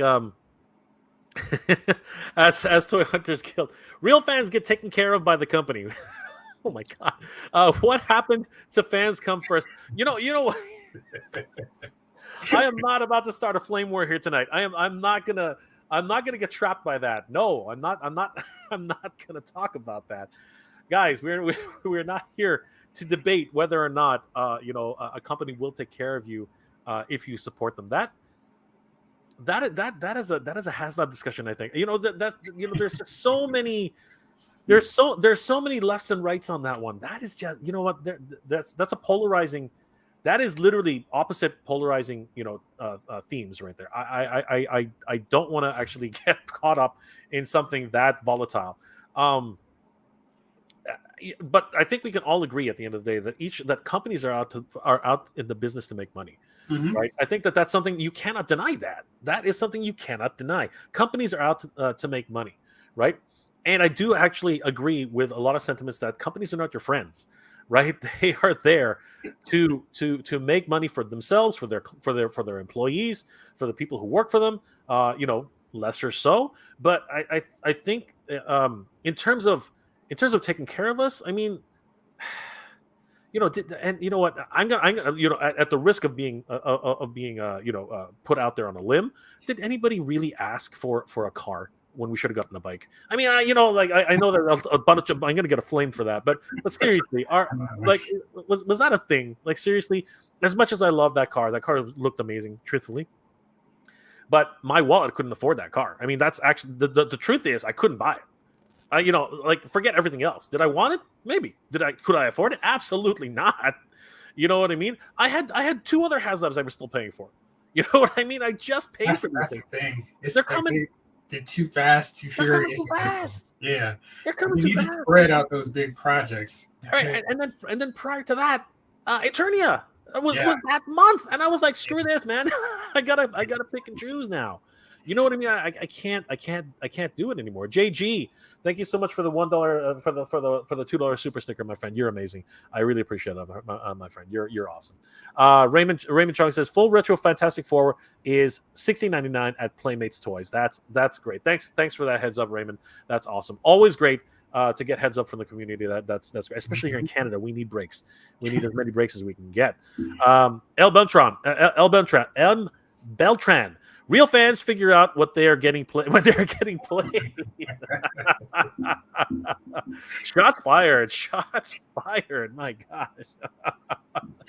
Mr. Ozone. I'll grab Orb and Black Widow on sale or clearance.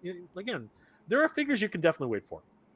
You know what I mean? There are figures who are definitely, but here's the thing, and I always said this: it's your money, it's your toy. If it means that much to you, get it. Don't let anybody, don't let me, don't let Jeffrey, don't let anybody tell you how you should spend your money. All right, if it means something to you, you buy it, right? And that was one of the things about Eternia. Like there were a whole bunch of different content creators that were saying, "Don't buy it. You're gonna bury us all. Like it'll ruin the industry." Blah blah blah blah blah. Screw that. If you wanted Eternia, you buy it, right? I don't care who tells you you're stupid. You're not stupid for wanting something like that. If you wanted it, you buy it. Okay? Because seriously, it really was a holy grail. I mean, there were only 5,000, quote unquote, 5,000 produced ever. You know what kind of numbers that is?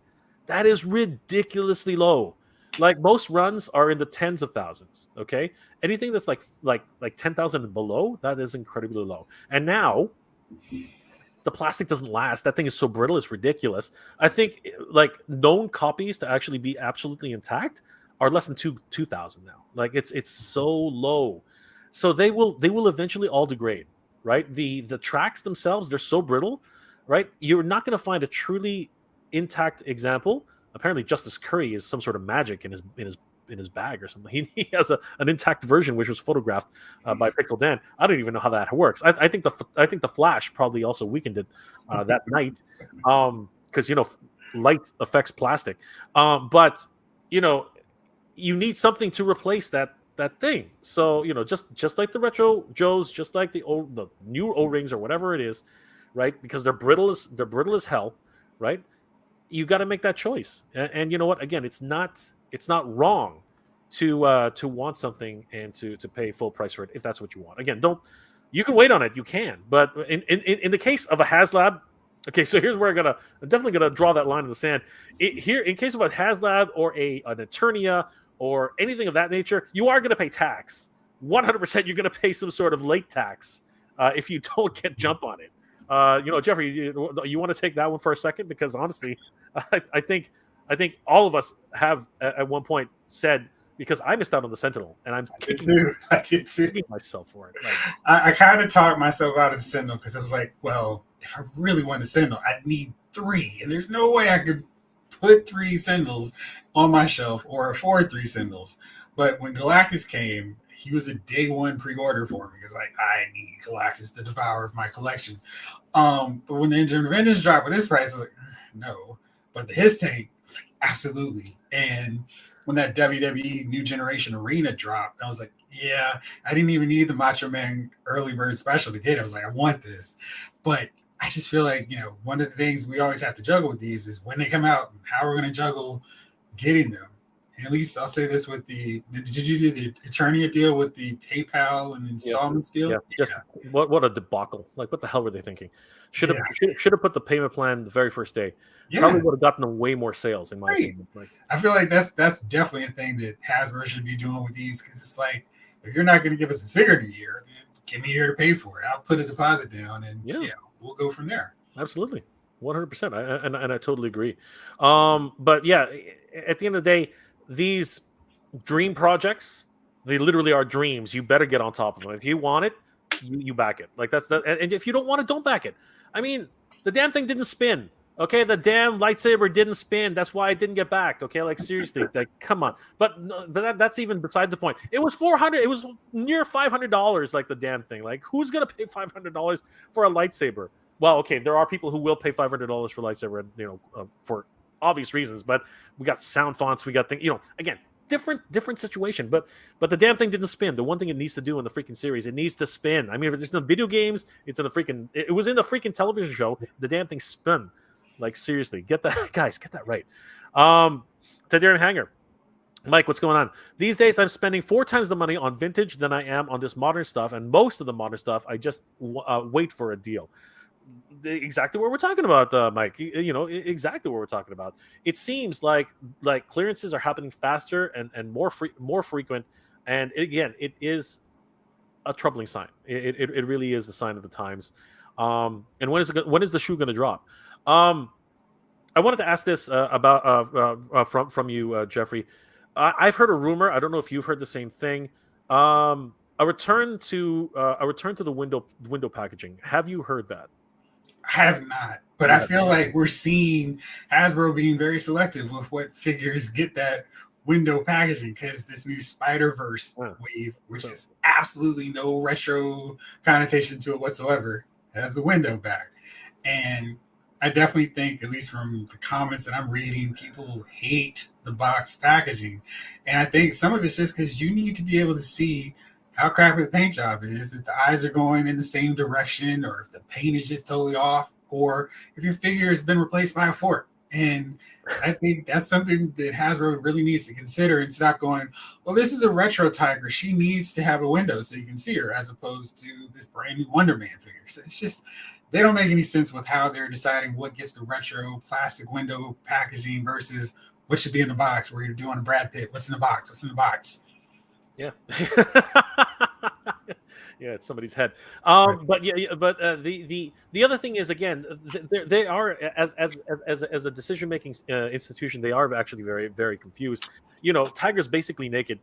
Yeah, she's got a whole bunch of tiger stripes, but she's practically, the tiniest bikini you could ever wear, and then we can't even get Madeline Pryor, with a little bit of under boobage. You know what I mean? Like, it's just a really weird set of decisions. And you know what, Hot Slayer Leia? I mean, come on.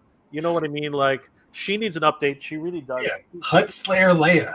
Yeah, just leave it. Like, if you don't like the word, you've already changed it to the fire spray. You know what I mean? It's called Slave One. It's okay. You have a master drive and you have a slave drive. They don't mean what Right.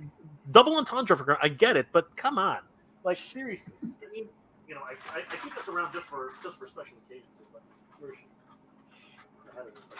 Like, seriously, she looks terrible. All right, she looks absolutely horrid. She looks ridiculous. Like, seriously, that she should be in a box. Like, what is with that face sculpt? That is not like. oh my god, like it's just crazy. And is it really so offensive? Okay, fine. Maybe she's wearing the collar, but seriously, you can do things. You can change it a little bit. Like, oh my god, Put the collar behind her back so you put, don't see just it in take stores. it off. Take it Yeah. off. Make it an accessory. Like, come on. Like, I mean, we need it bigger anyway, so she can choke and kill Jabba anyway. that's the idea. She's called the Hut Slayer for a reason, right? Yeah. Like, I just. I I'm, had that I'm I had that slave Leia right in the middle of my Star Wars Return of the Jedi display, and every time I see it, I'm just like, gosh, if only we gotten a new one before everybody got so sensitive about it. that's a real problem. I mean, we live in a time where you know uh, people are just, as you said, a little too sensitive. And you know what? We do have to respect that. I get it. But if you were going to do that, then are you going to change the movie? The answer is no. You're not going to change the movie, right? I mean, she was heroic in that movie. She was proud. She was Exactly. strong, right? She freaking killed Jabba the Hutt. Right. Who does that? Like, Not Luke, not Han. take the trophies as you will. You know what I mean? Like just crazy. Padre, the price hikes, lack of accessories, QC issues, plastic free packaging all contribute to the biggest factor is poor storytelling. Well, I read this one already, but you know what? Again, we're not going to go down that rabbit hole. I went a little too far back. I think Monsters from Beyond. Our Target still has GI Joe Snake Eyes movie at full price. That's just so weird. Janlin Parks, hey guys, Jeffrey, I really enjoy your videos. Absolutely, Janlin, good to see you, my friend. Cobra Law, my Target also has movie fakes for full price. My Walmart has Lady J and Baroness for like 2 full years. Oh my god, just crazy. I think I went way too far. Hold on for a second. Let me reset here. There we go. All right, Jay Woods. There's a tax break granted when these companies establish a plastic-free packaging, right? What? Why can't these companies get tax breaks by donating their surplus shelter? You know what? Yeah, That's actually, you know what, that makes a lot it more breaks for everything. that actually, but you know what? There is a thing, right? Again, perfect world, like first world problems, right? Like it would be great if that's something that actually could happen. The Latin Boston hater, 1979. I work with a distributor and know what the cost price is. They were taking advantage of people early on as the retailers were jumping on the bandwagon, jacking prices after COVID-19. Well, if you are speaking from experience, and you know that is a unfortunately, that's sad. That really is sad, and I hope that practice doesn't continue, but it sure doesn't look like it's stopping. Austin Crafton. Hello, Jan Lau. You guys have great chemistry. Have you guys heard anything about Mezco 89, Michael Keaton Batman figure being released? Yeah, right. Stay tuned. It's in the mail. We'll keep you informed. Like, the moment we know, you'll know. Right? Orders are being processed as we speak. Well, what actually, that I think what Austin is actually scared of is that actually orders have almost like there are actually people who have received notices saying that their orders have been canceled, but they've taken the money out of their accounts, which is just like what the hell, right? So but I think it's a glitch. Honestly, I think it's a glitch. After having waited what 2, 3 years, It's been a long time. it's been crazy. I don't think that they're gonna risk canceling your order now, Austin. So keep the faith. That's all I got to say.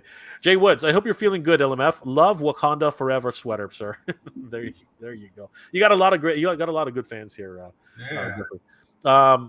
Boston Hater. Average price for these figures at cost is not more than 16.50 to $19 for basic figures. Brother, you are breaking some industry secrets here, but you know what? Thank you for that information. If it is true, because I've heard the contrary. Like again, not that I'm doubting you, but I've heard the contrary from Big Nerdy. He says that the margins that fan channels get is just like pitiful. Now, mind you, maybe you're talking about big box store retail, right? Because they have huge margins, right? They can take it down to like the nth degree if they needed to because of the volume that they buy. I think that smaller players like Nerdzoic, I don't think they can afford to buy that much product, so they can't get the price breaks that those guys get. So that is a consideration to take into effect. Clint Jorgensen at our Walmart, largest square footage in Utah, in Centerville, Utah. There's not one Motu peg in the whole. Jeez Louise! Wow. Oh my god! For the last 4 years, nothing. That is deplorable. That is just, oh my god. I couldn't live. I couldn't live. I couldn't live that happened. I just couldn't. I couldn't. I would literally be stalking Big Bad Toy Store and Entertainment Earth at that point. Scott Begley. Multi distribution is all over the place. So many peg warmers in some areas and sought after in others. If they streamline their distribution, I think their sales will be up way more. The other problem is, and again, we do have to remember this. There is a purchase orderer with every store. So if they don't recognize the product, in many cases they just ignore it, and that's a terrible situation too. So if you didn't grow up in the '80s, you don't remember who He-Man is, and you don't remember who Master Universe is, you're shit out of luck. I mean that does happen. Imagine that, right? Like just absolutely crazy. King Panther, LMF, HasLab Giant Man is going to be epic. It needs to get good tier figures, and it will be guaranteed success. Avengers fans will shout out. So, as Jeffrey has mentioned in Lyle's figure files, it's almost pretty much the cat's out of the bag. The team at Hasbro did mention, or at least hint to the idea that they have a giant surprise on their next HasLab. The next Marvel Fans First, or whatever it is. So yeah, that thing, whatever. Mattel needs to figure out how to do that. So yeah.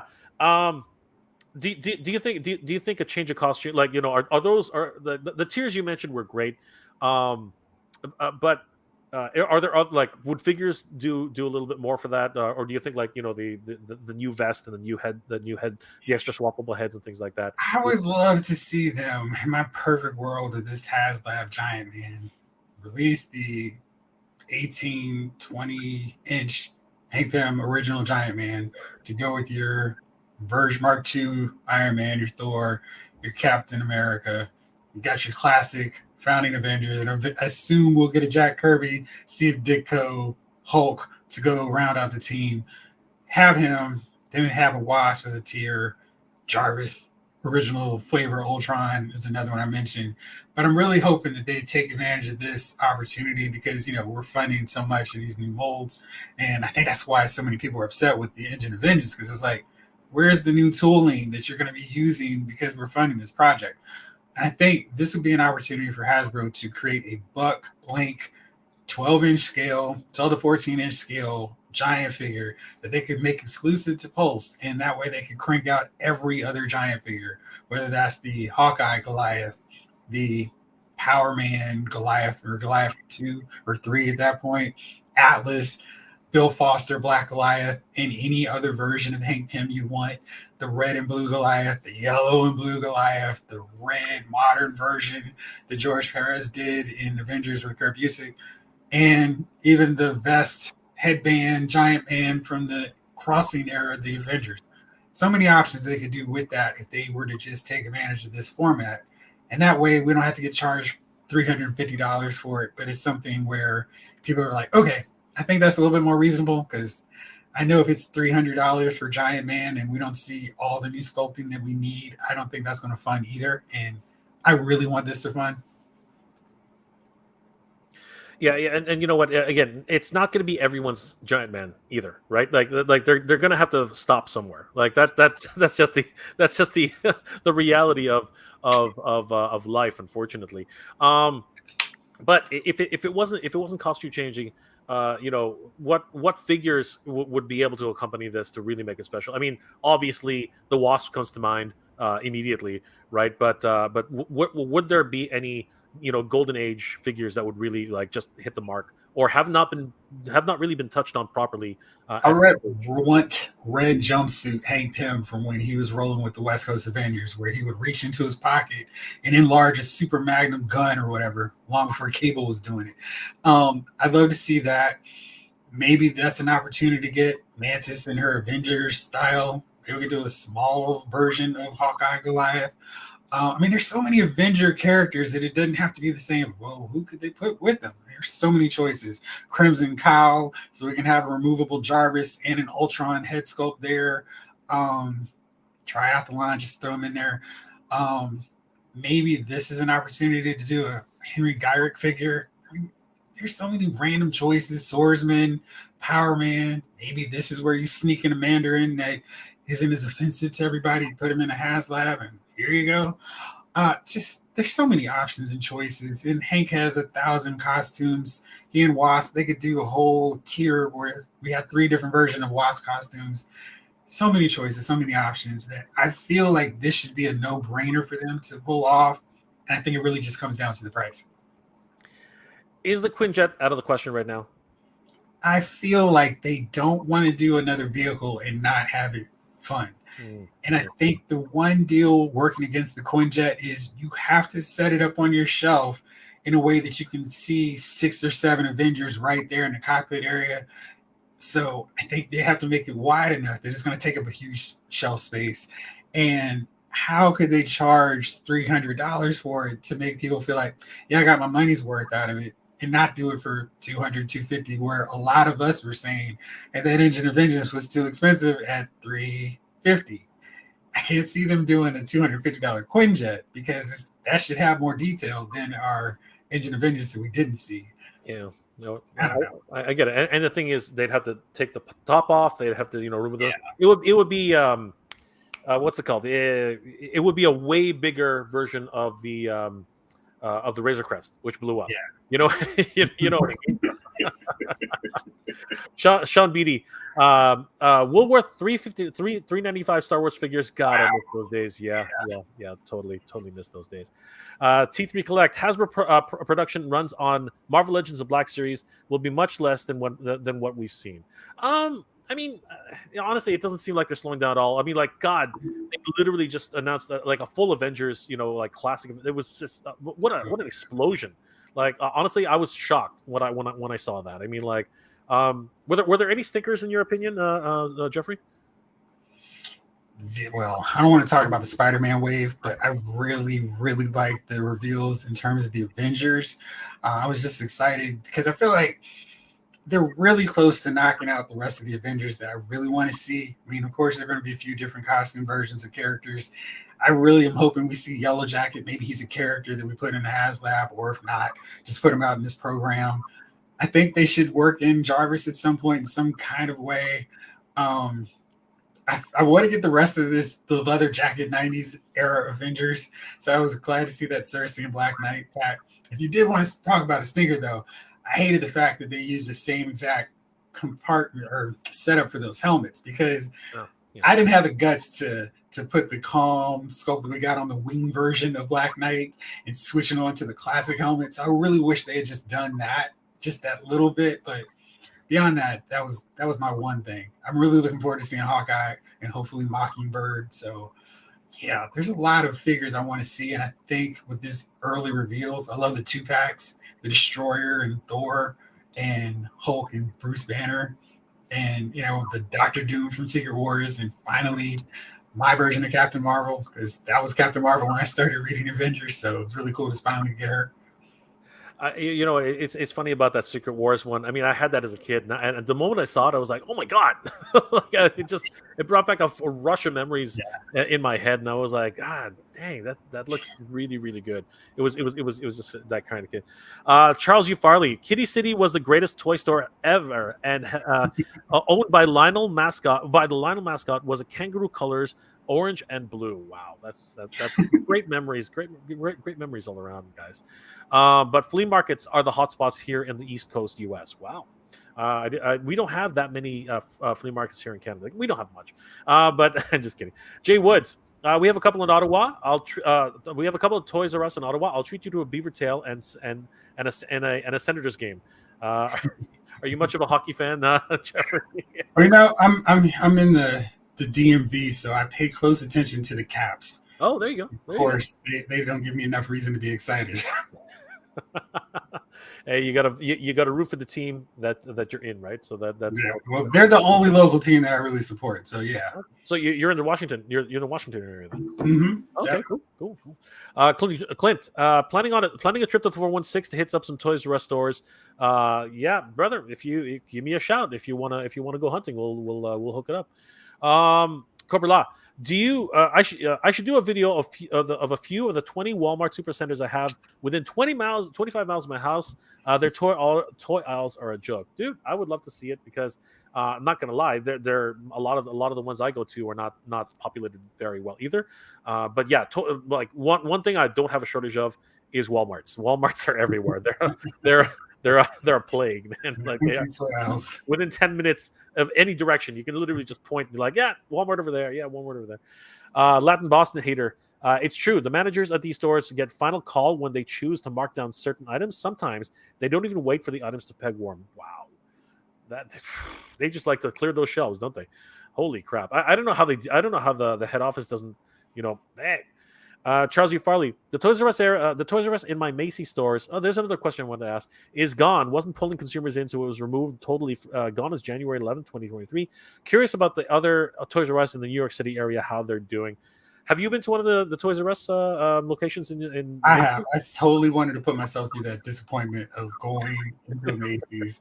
I didn't care. I was like, I want to see this Toys R Us. So it was okay. I thought they had a pretty decent selection of Marvel Legends, Star Wars Black Series, Transformers.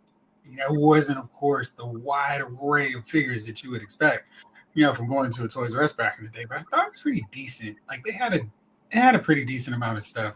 But my biggest problem was it was a mystery price. It was like you pick up the figure, hey, where's the price tag? And I went over to the scanner. Yeah. Please see a store Oh, associate. come That's on. the store associate. Those It are was the like worst.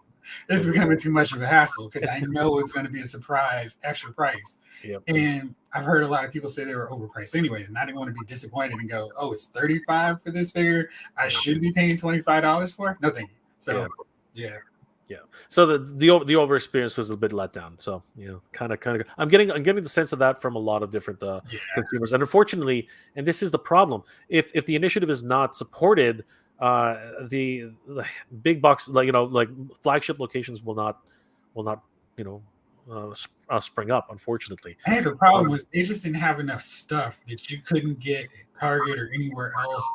It wasn't the situation. Oh man, the Macy's Toys R Us has these figures first, or older figures that I could get if I missed out. So it was like this weird thing. They weren't first, they weren't last, but it was just kind of your figures that you can find in a store in Target if you just go to Target as opposed to going to Macy's to go to Toys R Us. And yeah, it seems to be a good effort because honestly it is, but unfortunately Macy's doesn't have the best reputation either in a lot of ways, right? So it's a bit of a catch-22.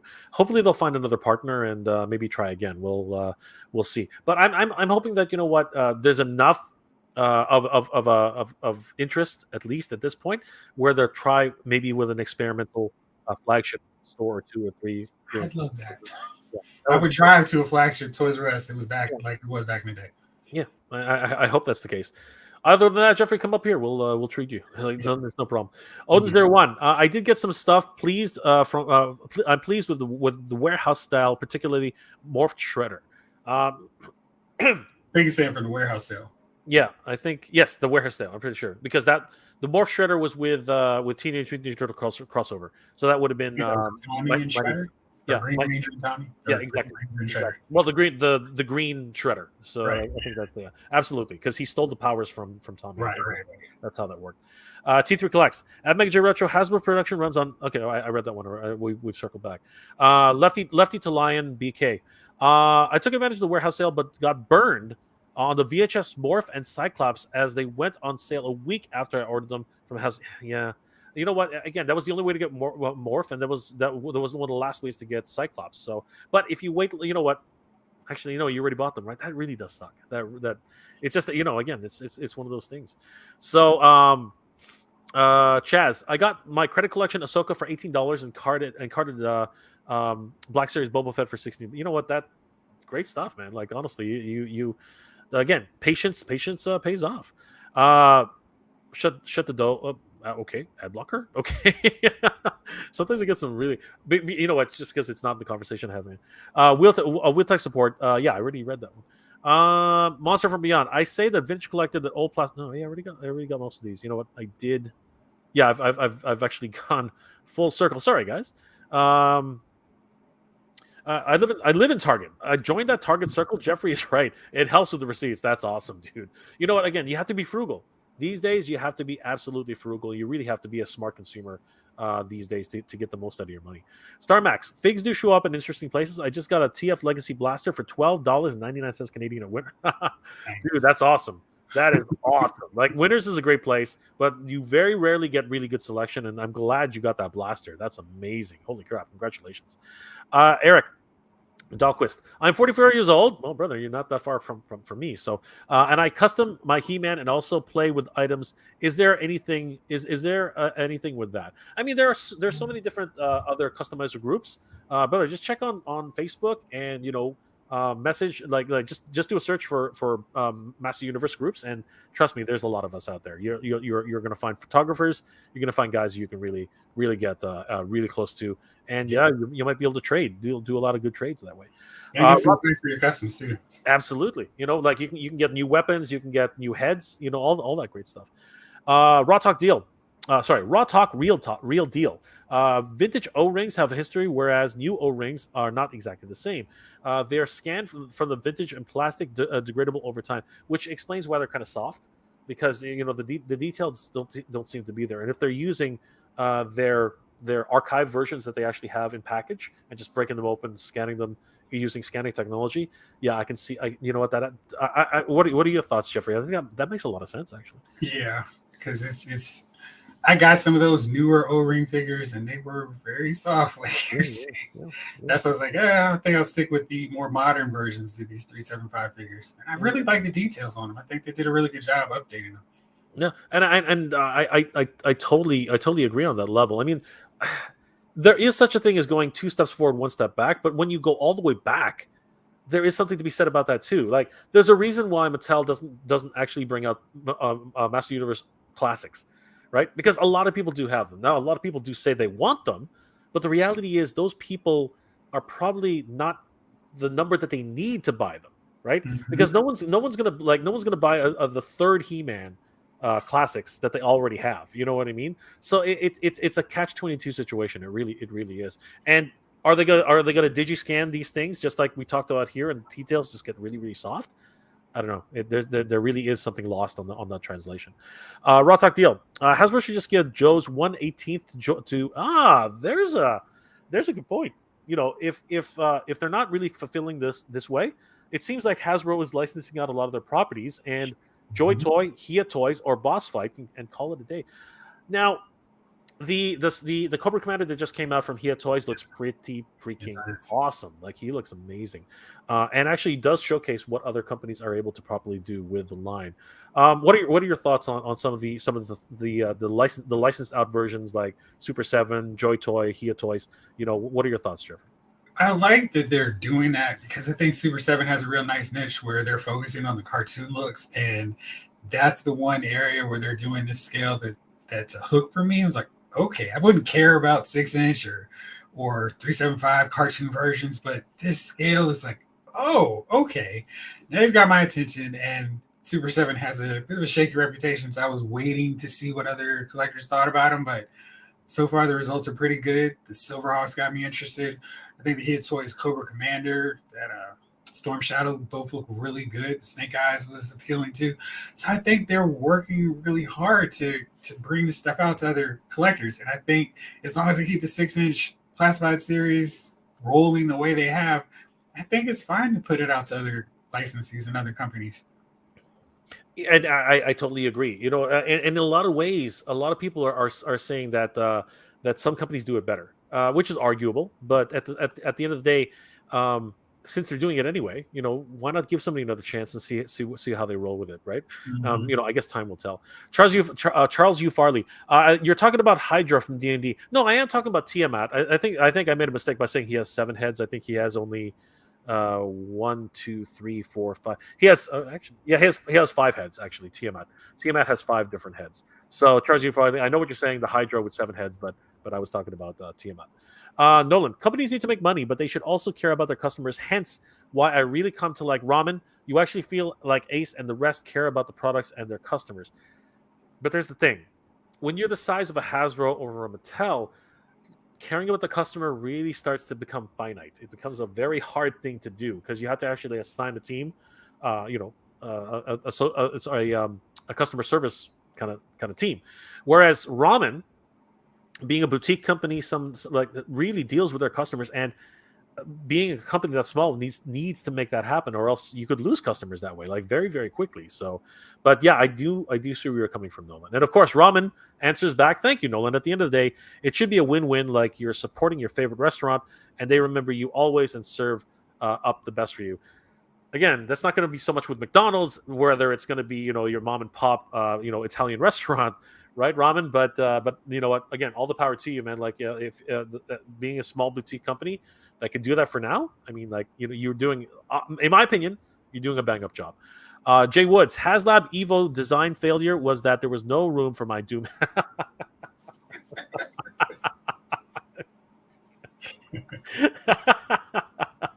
Well done.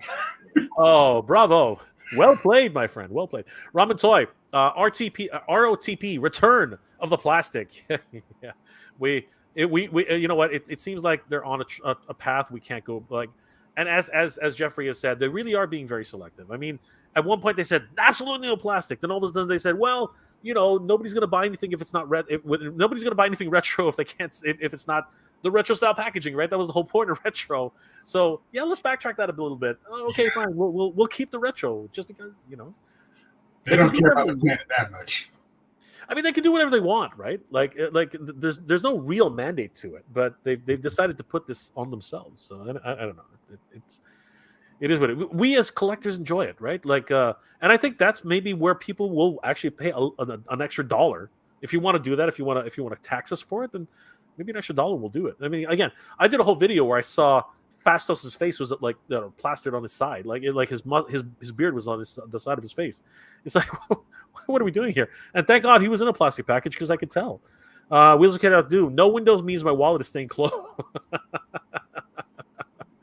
Rhea, I just wanted to look like the movie at Nolan. LOL, I like that one so much.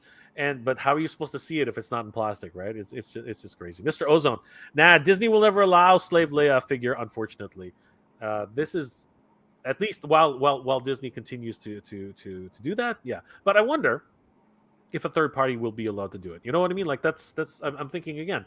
If you start licensing it out to somebody else, maybe something's possible. But again, time will tell. Charles U. Farley, wait till Watto is changed as well as he is the seller of.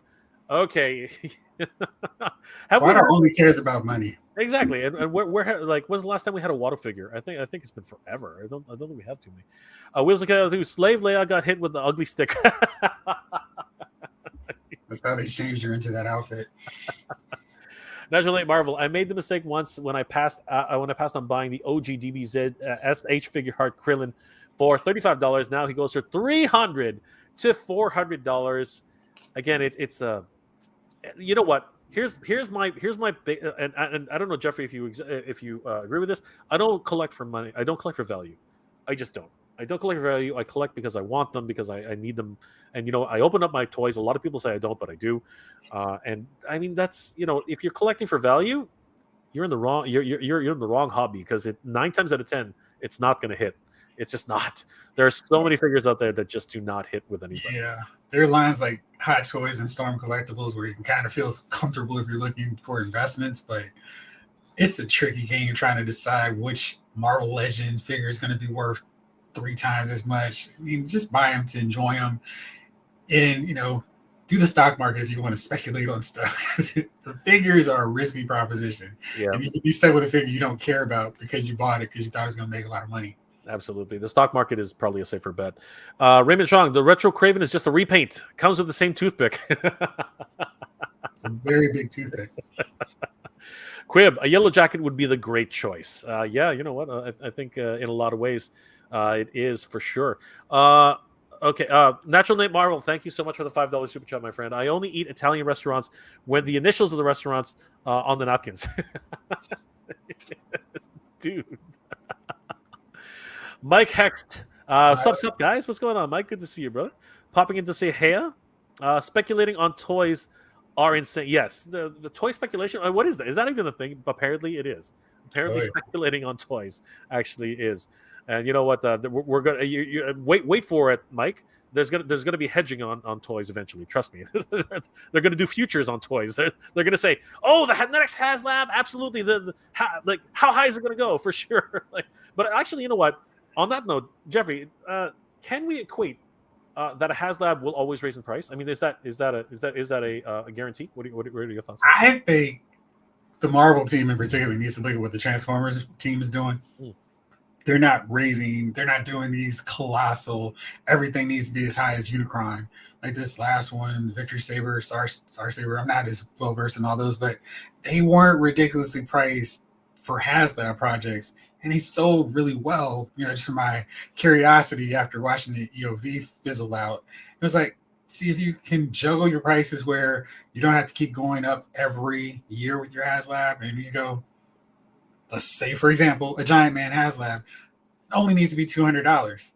That'll fund and go through with no problem. That way you can patch yourself, do the victory lap, and go, we did it. We got another HasLab funded.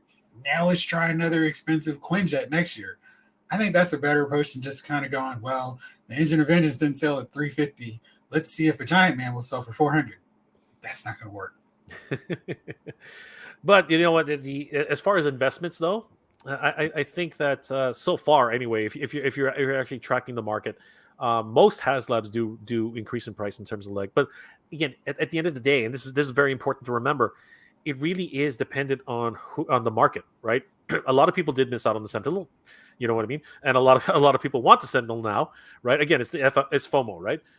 And there are people who are willing to pay the $1,500 for it, which is insane, which is absolutely insane. Like, I want Castle Grayskull so badly, a classic Castle Grayskull, but I refuse. I refuse to pay anything over $1,000 for it, and I haven't found a good enough example that I'm willing to bite the bullet on. One day, when I hit $1 million, when I win $1 million, sure, I'll do it. But for now, it's just not going to happen. It's just not going to happen. Demon 888. Hope has that base the price around the project itself and not include the price unlocked tiers. Unlocked tiers are based on the project success and are usually rewards. So there's a discussion that we can have in the future, because are HasLabs by themselves enough to actually fund the project, or because in the case of the His tank, that was absolutely true. You know what I mean? It really was. But all the extra tiers are supposed to be bonuses, and again, it's just one of those things psychologically. Do you want all of those things, right? I mean, if we go with the Rancor, that was just that was just a terrible, terrible campaign, honestly. All right. And it's a tale of two cities, It's a right? backdrop. Yeah, but it's a tale of two cities, right? It's a tale of two cities. One HasLab knew exactly what knew that they were drowning, and they pivoted well. The other HasLab, either just poor planning or whatever, they had no idea when to pivot, and they basically drowned. Right? They did not know when to realize this is a mistake and we need to rectify that. Right? And then you look at the His tank, and not only did they pivot right at the end, they basically just said, you know what, screw it, we're making so much money, we're just going to give you guys another figure, and that was incredible, right? Because they I don't know about you, Jeffrey, but I'm positive they had no intention of making a Mickey Mouse Coco, because I don't think so. it was just out of nowhere. Like, and you know what, they were just like, screw it, you guys are awesome, just give it to them. Yeah. I think that's why the classified series has so much love from the fan base. It feels like they're giving us more. Yeah, and that's. I mean, you look at the latest releases. Holy crap! Like, seriously, like, just absolutely amazing. And you know what, Corey? I really feel sorry for that guy. Honestly, his wife was so distraught. And you know what? I hope he lands on his feet somewhere. And with his talent, sure he will. Oh, 100%, 100%. People are going to be chomping at the bit for him. Yeah. Wheels of Chaos Dune. The VC Andor wave was on clearance at retail here in Australia 4 weeks after it hit. Holy crap! Oh my god! But that does tend to, again. We've been talking about that all night. So it is a reality of what we're dealing with right now. Let's see here. Mr. Ozone, any thoughts on which of the new Spider-Man Legends figures, not the movie wave, will be the hot one? Honestly, dude, I mean, I'll be honest with you, Spider-Man is hot. He's like, there's never really been a cold Spider-Man. I mean, not that I can think of anyway. But I have to tell you, I am not a fan of, and I love Into the Spider Verse, and I'm not a fan of these sculpts. Jeffrey, what are your thoughts I about think this? he's talking about the one with the rose and tarantula. That Oh, is way, that what he's talking about? Okay. I think he said not the movie way. I'm assuming tarantula because he's the one that most closely looks like the comic book version, and we haven't seen him. I think a lot of customizers could probably cobble together a rose, but he may be the other one. And I think these other more modern comic book versions of the characters aren't going to be as popular. So we have a sort of vintage Rose and kind of classic Tarantula, even though I think they messed up the colors intentionally because it feels like go black or blue, not do one or the other. And I feel like that's that Hasbro thing of we're going to put him on a retro card, so you're going to get the version you really want this time, maybe.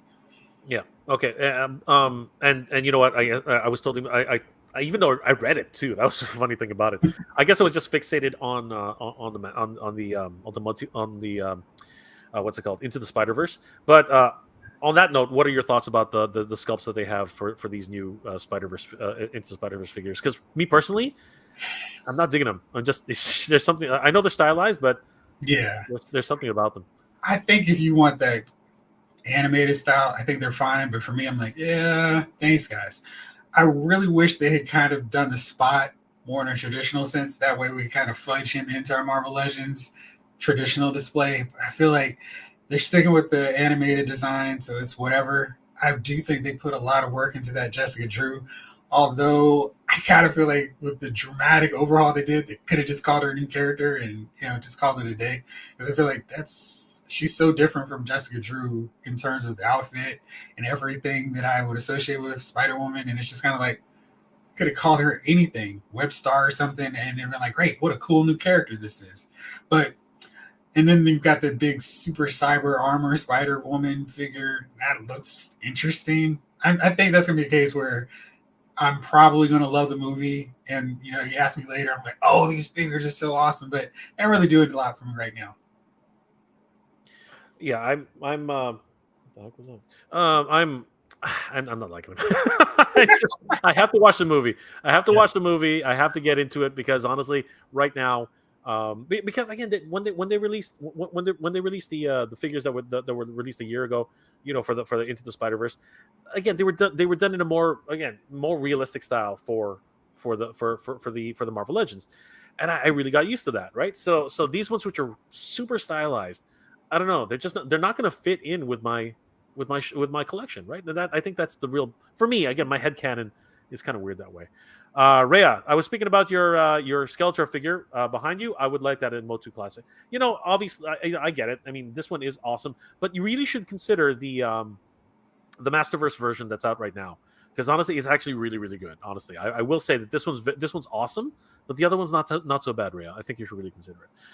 Randall, Guzik, McFarlane, Spin Masters, Playmates, and Marvel and Mattel prove that you can do vehicles and play sets for reasonable prices, but Hasbro, even for the Star Wars vintage figures, won't make them or claim that they can't. All right, I didn't want. We're winding down here. We are, so I don't want to go too far into this, but I will ask Jeffrey. Jeffrey, what is? I mean, you've talked about the Engine of Vengeance. just a What few times. did I mean? And you even talked about the Batmobile and the Batwing. Quickly. You know what should happen now? Like they put the roadmap in front of us. What should happen now? Like seriously, like I think for GI Joe in particular, when you think of GI Joe, you think of the vehicles. Less so with Star Wars, but I think there's several vehicles that you would probably associate like, hey, I need this in my 6-inch collection as well. And good news, it seems like there's some listings with some more GI Joe vehicles coming, which is awesome. They have lots of small scale vehicles. I'm not talking about the whale, the hovercraft, something I really want, but I think there's tons of smaller vehicles they can put out in stores and retail. And if for some reason, oh, that's impossible, that's where you use Pulse. You don't try to sell it for a $300, $350 price tag. You go, here's a Moray for 200. I mean, they're doing that with Boba Fett's Slave One. It's on Pulse for 299. They didn't do a HasLab for it. It's just there. If people want to get it, great. If not, whatever. Jabba's throne room is there as well. Marvel Legends doesn't have as many vehicle options, but you can see that there are some that people would pay for, not $350 worth. I got the Star Wars Black Series Snow Speeder, and it's one of my favorite vehicles now. And it's just amazing. It's scale for 6-inch figures. Got it at Best Buy. They had them in retail, and you could buy them for I think it was 130 or something like that. And they started discounting them, but it was a great price for it. You got the Land Speeder as well. So vehicles are possible at retail or on Pulse. We just need to start seeing them more often and not trying to go for the maximum price tag. I think we've seen what McFarlane and Spin Master is able to do with a cheaper price point. Shows that it can work, that it will sell out, even if it's cheap and not as great quality as, say, the EOV. People don't necessarily need all the bells and whistles. They just want something to put their figures in and display them. Very, very good point. And you know what? The if you look at, and you know what, you look at the Spin Master one, the larger version. I mean, Mhm. if you actually turn it over, it's very hollow, right? Yeah. But when do you turn over the freaking Batwing? Seriously, you're never gonna actually do it. I mean, it's kind of ridiculous. However, I will say that I think that gold label version will actually rise in value, and because it's going to be very small run. I really do think it's going to be one of those things. We're going to start winding down, guys, but we're going to get these last few questions before we log off. Demon AAA, Jay, where are you going to put your Mondo Cascagra? Dude, they're not going to make that thing. Honestly, it would be the size of your roof. It's not going to happen. I know, Demon, you've been talking about it for a year now, dude. Honestly, if they make it, first of all, I'm going to have to mortgage my house. I mean, like, that's what's going to have to happen. You're going to live in the Castle Grayskull. I mean, seriously, I'm gonna live in that thing. Like that's the thing. Secondly, where am I gonna put? I can barely put. Look, I can barely put this thing. It's occupying its own nook here. I mean, like, seriously, it's that kind of thing. You're asking me, and that's the problem, because I will buy it, and you're asking me to, like, to sacrifice too much. Like, seriously, please save my sanity, okay? Rando Gazig. I remember all the great department stores and toy stores when I was a kid. Heck, I bought some of my all-time favorite figures at a drugstore. Snake Eyes version 2. Anybody? Honestly, those were the days, right? When you were hunting and looking for great You figures. had no idea when they were going to be on the pegs. It's like, That oh my gosh, there's a whole new wave of G.I. Joes here. Just a wonderful surprise. It was it Yeah. was, it was the thrill of the hunt as a kid. Mike Hex, the biggest complaint about the Spider-Man wave is the failed retro card replacing Bath waves, and Into the Spider-Verse stylized looks bad. It is interesting that they're not making a Bath for retro, but I think that falls in line with the fact that they were, not well. Actually, that's not true. Um, yeah, that is interesting. That Cyber Spider Woman really could have been the Build a Figure for that wave. I Yeah, think they put a little more detail than what we're getting from the Build a Figures. It was late, but that really should have been. And I think it's funny, like Mike says, that hey, we're gonna do the retro card. I just don't feel like we need to start going, well, this is a modern figure that you never had in a retro style packaging, but we're gonna give it to you retro style just because. I think they know parents of children who are gonna watch this movie are gonna want to see the figure and not say, well, what does it look like? Because it's in a box. And that's the same thing that we're doing. What's in the box? We want to see the figure that we want to buy. And for whatever reason, Hasbro's going, nope, you're just gonna have to trust us and our shaky quality control and our wacky paint jobs and hope for the best. yeah, that is always that's becoming a major concern right now. Stephen Cormac, sorry, Stephen Cormac. This is a great discussion. Kudos to you and your guest. The Marvel knowledge is astonishing. Thank you, Stephen. It's one of the reasons why I brought Jeffrey on board, because honestly, right now, we have to be selective, and it's always important to know. Excuse me. To know your enemy, you have to know your enemy. I'm just kidding. Omega 579. The Legend Spider-Verse wave is looking like a budget kid's like, ooh, shots fired. shots fired. Although I can't disagree. Mike Hex, if we don't get the spot in the comic figure version form this year, so I guess you're going to raise hell, aren't you, Mike? I don't We're know. going to see him when Spider Verse 2 gets on home video. Yeah. That's when we're going to see release. So where's that panic of, oh gosh, I'm going to have to get this animated version of him. And then, surprise, we got him coming for you. That's the way, again, it's the MO, right? That's the way they Right. are. Charles U. Farley, give me the movie version of Spider-Man, Tom Holland wearing the G-string under the spider outfit that he wore while making the movie. Easy, brother. Oh my gosh. Jeez Louise. Man, that was kind of rough. Wheels of Chaotic Doom. The only Star Wars HasLab I'd shell out for would be the 3.75-inch scaled Sandcrawler. To be correctly scaled, I'd have to be 5 feet long and 2.5 feet high. Not gonna happen, brother.